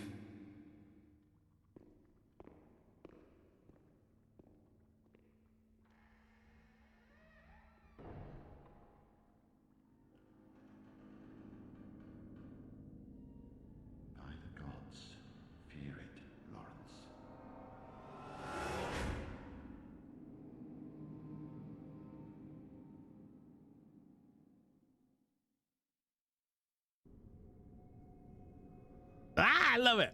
Okay, lore drop. So, in the context of everything we've been talking about, and to fill out what you've just seen, especially for Yukina, I'm very much enjoying someone who knows nothing about Bloodborne. So, what we just saw then was a cutscene from the past in a meeting between Master Willem, who was the head of the Bergenworth College. As a reminder, Bergenworth, they were all about we will learn, we will educate, we will gain insight through studying the blood and the great ones. So that was Master Willem, head of Bergenworth College, and Master Lawrence, who was a student possibly, you know, head of a faction, not a faction, you know, head of a faculty or someone vaguely senior at Byrgenwerth, arguing with Master Lawrence, basically going, look, I'm going to go my separate way. And that was them talking about, don't forget our old adage, which ends with fear the old blood. And then Master Lawrence says, you know, I won't forget it. And he leaves. And Master Willem says, you know, fear it, Lawrence. For fuck's sake, fear the old blood. The skull we touched up there on the plateau thingy is the skull of Master Lawrence. So we can see quite clearly Master Lawrence, you know, became a beast. But Master Lawrence went off and founded this healing church, which essentially, you know, caused a lot of the fucking problems because he didn't fear it, did you, Lawrence? So that's what that flashback was. It was to the breaking up of the Byrgenwerth scholars. And what a lovely place to end tonight's stream. And then throughout the game, you go off to Byrgenwerth, you learn more about the healing church, you dive off into the Canehurst and learn about the Vile Bloods. It's so good. It's so good. The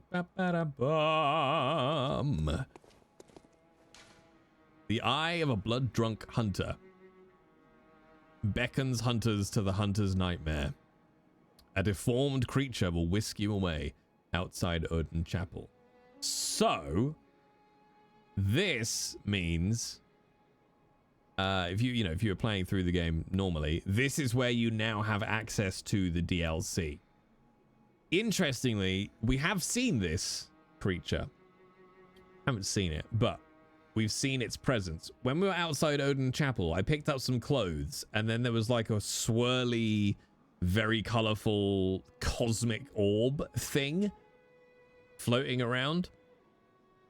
If it takes you then, if you stay there, you get sucked up into the sky and crushed to death. Once you have the eye of a blood-drunk hunter, you go there, you let that creature grab you, and you go to the Hunter's Nightmare, which is the DLC. Which is, I fucking love the DLC so much. It's so good. So yeah, so that's what you get after killing Amelia. That's when the DLC unlocks. So a bit like Elden Ring, right? There's certain bosses you have to kill to be able to access the DLC. What was my first Souls game? So my first Souls game. Ooh, I tell you what, while we're here, I will get there, I promise. My first Souls game was Dark Souls 1. I went Dark Souls 1, 2, 3. Played Bloodborne.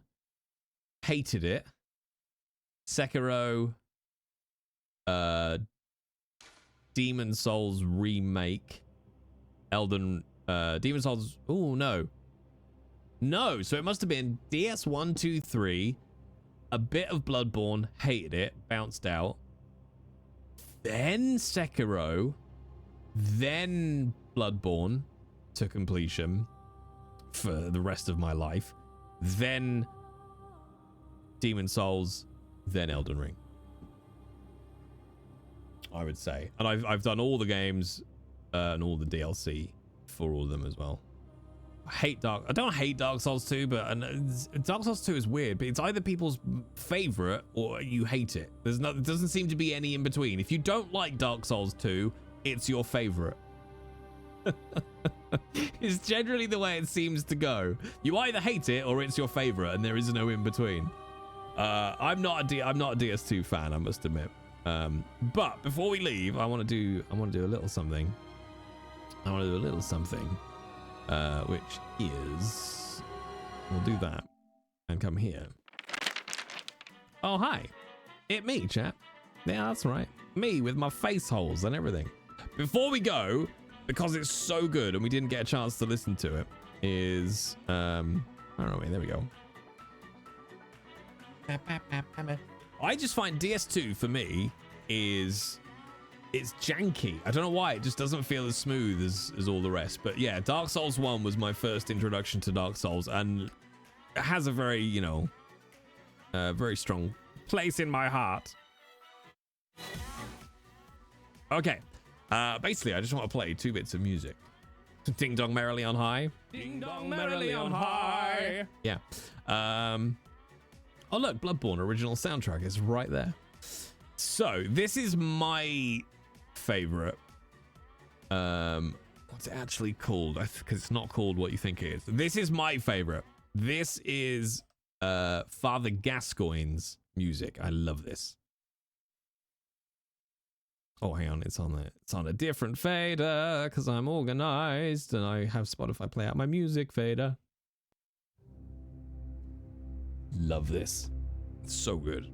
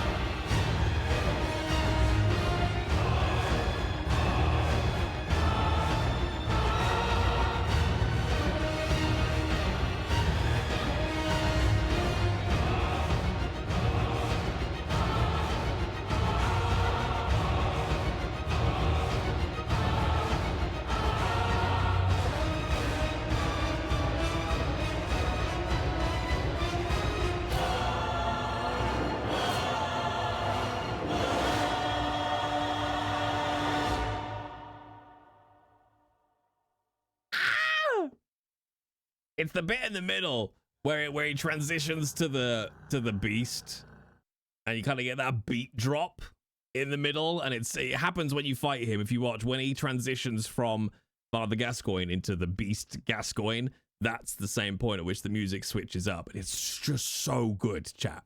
The hymn, I think. Are you thinking of this one?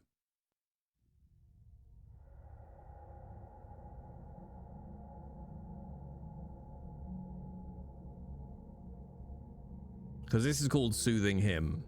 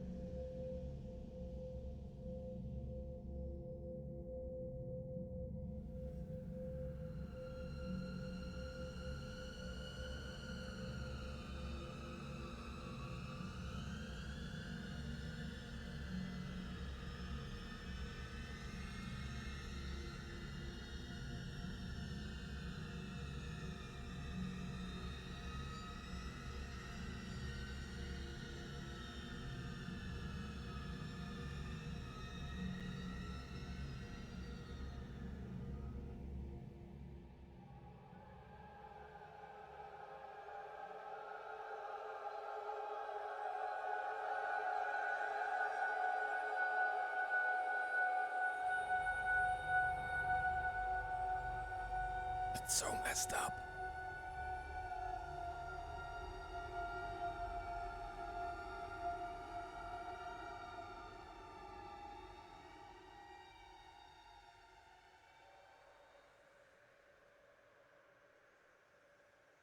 Is this genuinely your favorite one?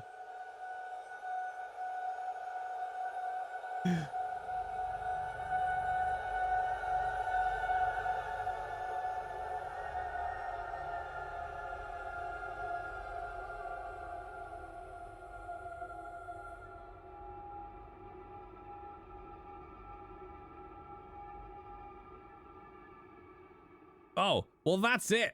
That's it, Donkey. That's soothing him. There is this one, though. This one is called Dark Beast. Dark Beast Parl, who is a boss you'll come across, but this is their music.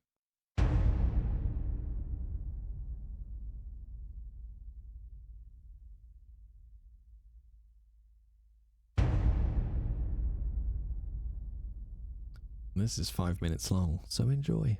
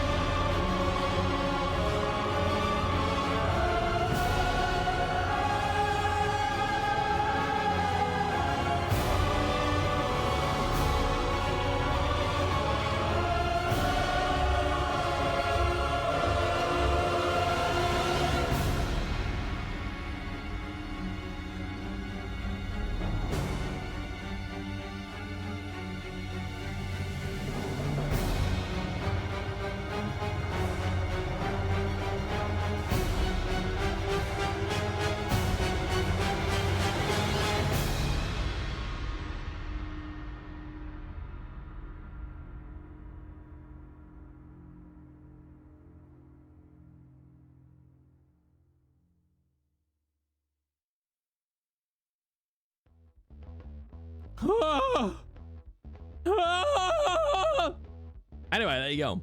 There you go, chat. Some of the selection from the amazing Bloodborne soundtrack. Thank you for letting me play Bloodborne tonight, chat. I love that game so fucking much, and the lore of it is so fucking good. If you want to know the lore of Bloodborne, go listen to my book. There you go. I've pasted that in there enough tonight. There you go. I'll be back Saturday, chat. I'll be back Saturday. I gotta go to London tomorrow for the. Honestly, I don't know why I'm going. I don't know. It's a night out, innit? I'll be going to the Baldur's Gate 3 BAFTA panel tomorrow. You know, for reasons. I don't know. Hang out, I guess. Go on. Drive into London. And then Saturday, chap. I'll check with Millie. We're due an Elden Ring play on Saturday. I think starting at 2, whatever's in the schedule. But it might go long. We might do an extended Elden Ring stream because we've got to get through it to get ready for the DLC, right? So I think I'll confirm in the Discord, but I'll check with Millie. I'm thinking get your Pringles, get your sandwiches, get your Haribo and your snacks of choice in, and we'll do like a big old Elden Ring stream on Saturday. JBPR stream? What, my public relations stream?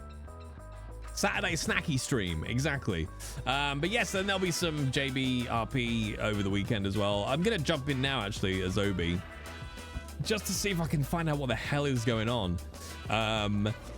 So we'll see. And then I'm back on Monday, Tuesday, Thursday, all the usual stuff, chat. I was worried I was gonna have to take like 2 weeks off because of things back to back, which is TwitchCon and then a game developers conference in the UK, but I can't afford to go to the games developers conference now, so I'll be back here, so that's fine. That was going to be the beginning. Wait, that means I'm going to be here for my birthday week. I was going to be away for my birthday week because it's the games conference, but I can't afford to go, so I'm going to be here, which means we can have an actual birthday stream.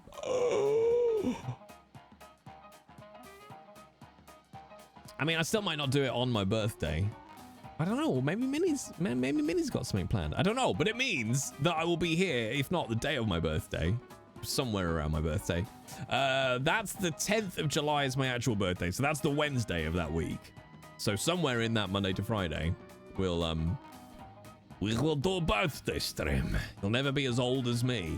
That's vaguely threatening, Scotty. I'll be honest, because what you're suggesting there is that you will kill me before I reach the age that you currently are.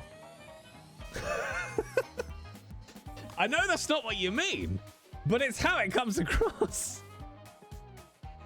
You'll never reach 55. What? Why? Right, chat. Let's go find somebody to raid. They with the bits, subs, follows, all the usual gubbins. Let's have a look. Let's see who's on. Felicity's on playing Debtors Club. I'm kind of intrigued by what that game is. I'm kind of intrigued by what that game is. Any raid suggestions for me, chat? Because I don't have that many people on, to be honest, who are stream stramming. They just can't be massively racist, homophobic, or generally an asshole. As long as they're not any of those three, we'll raid them.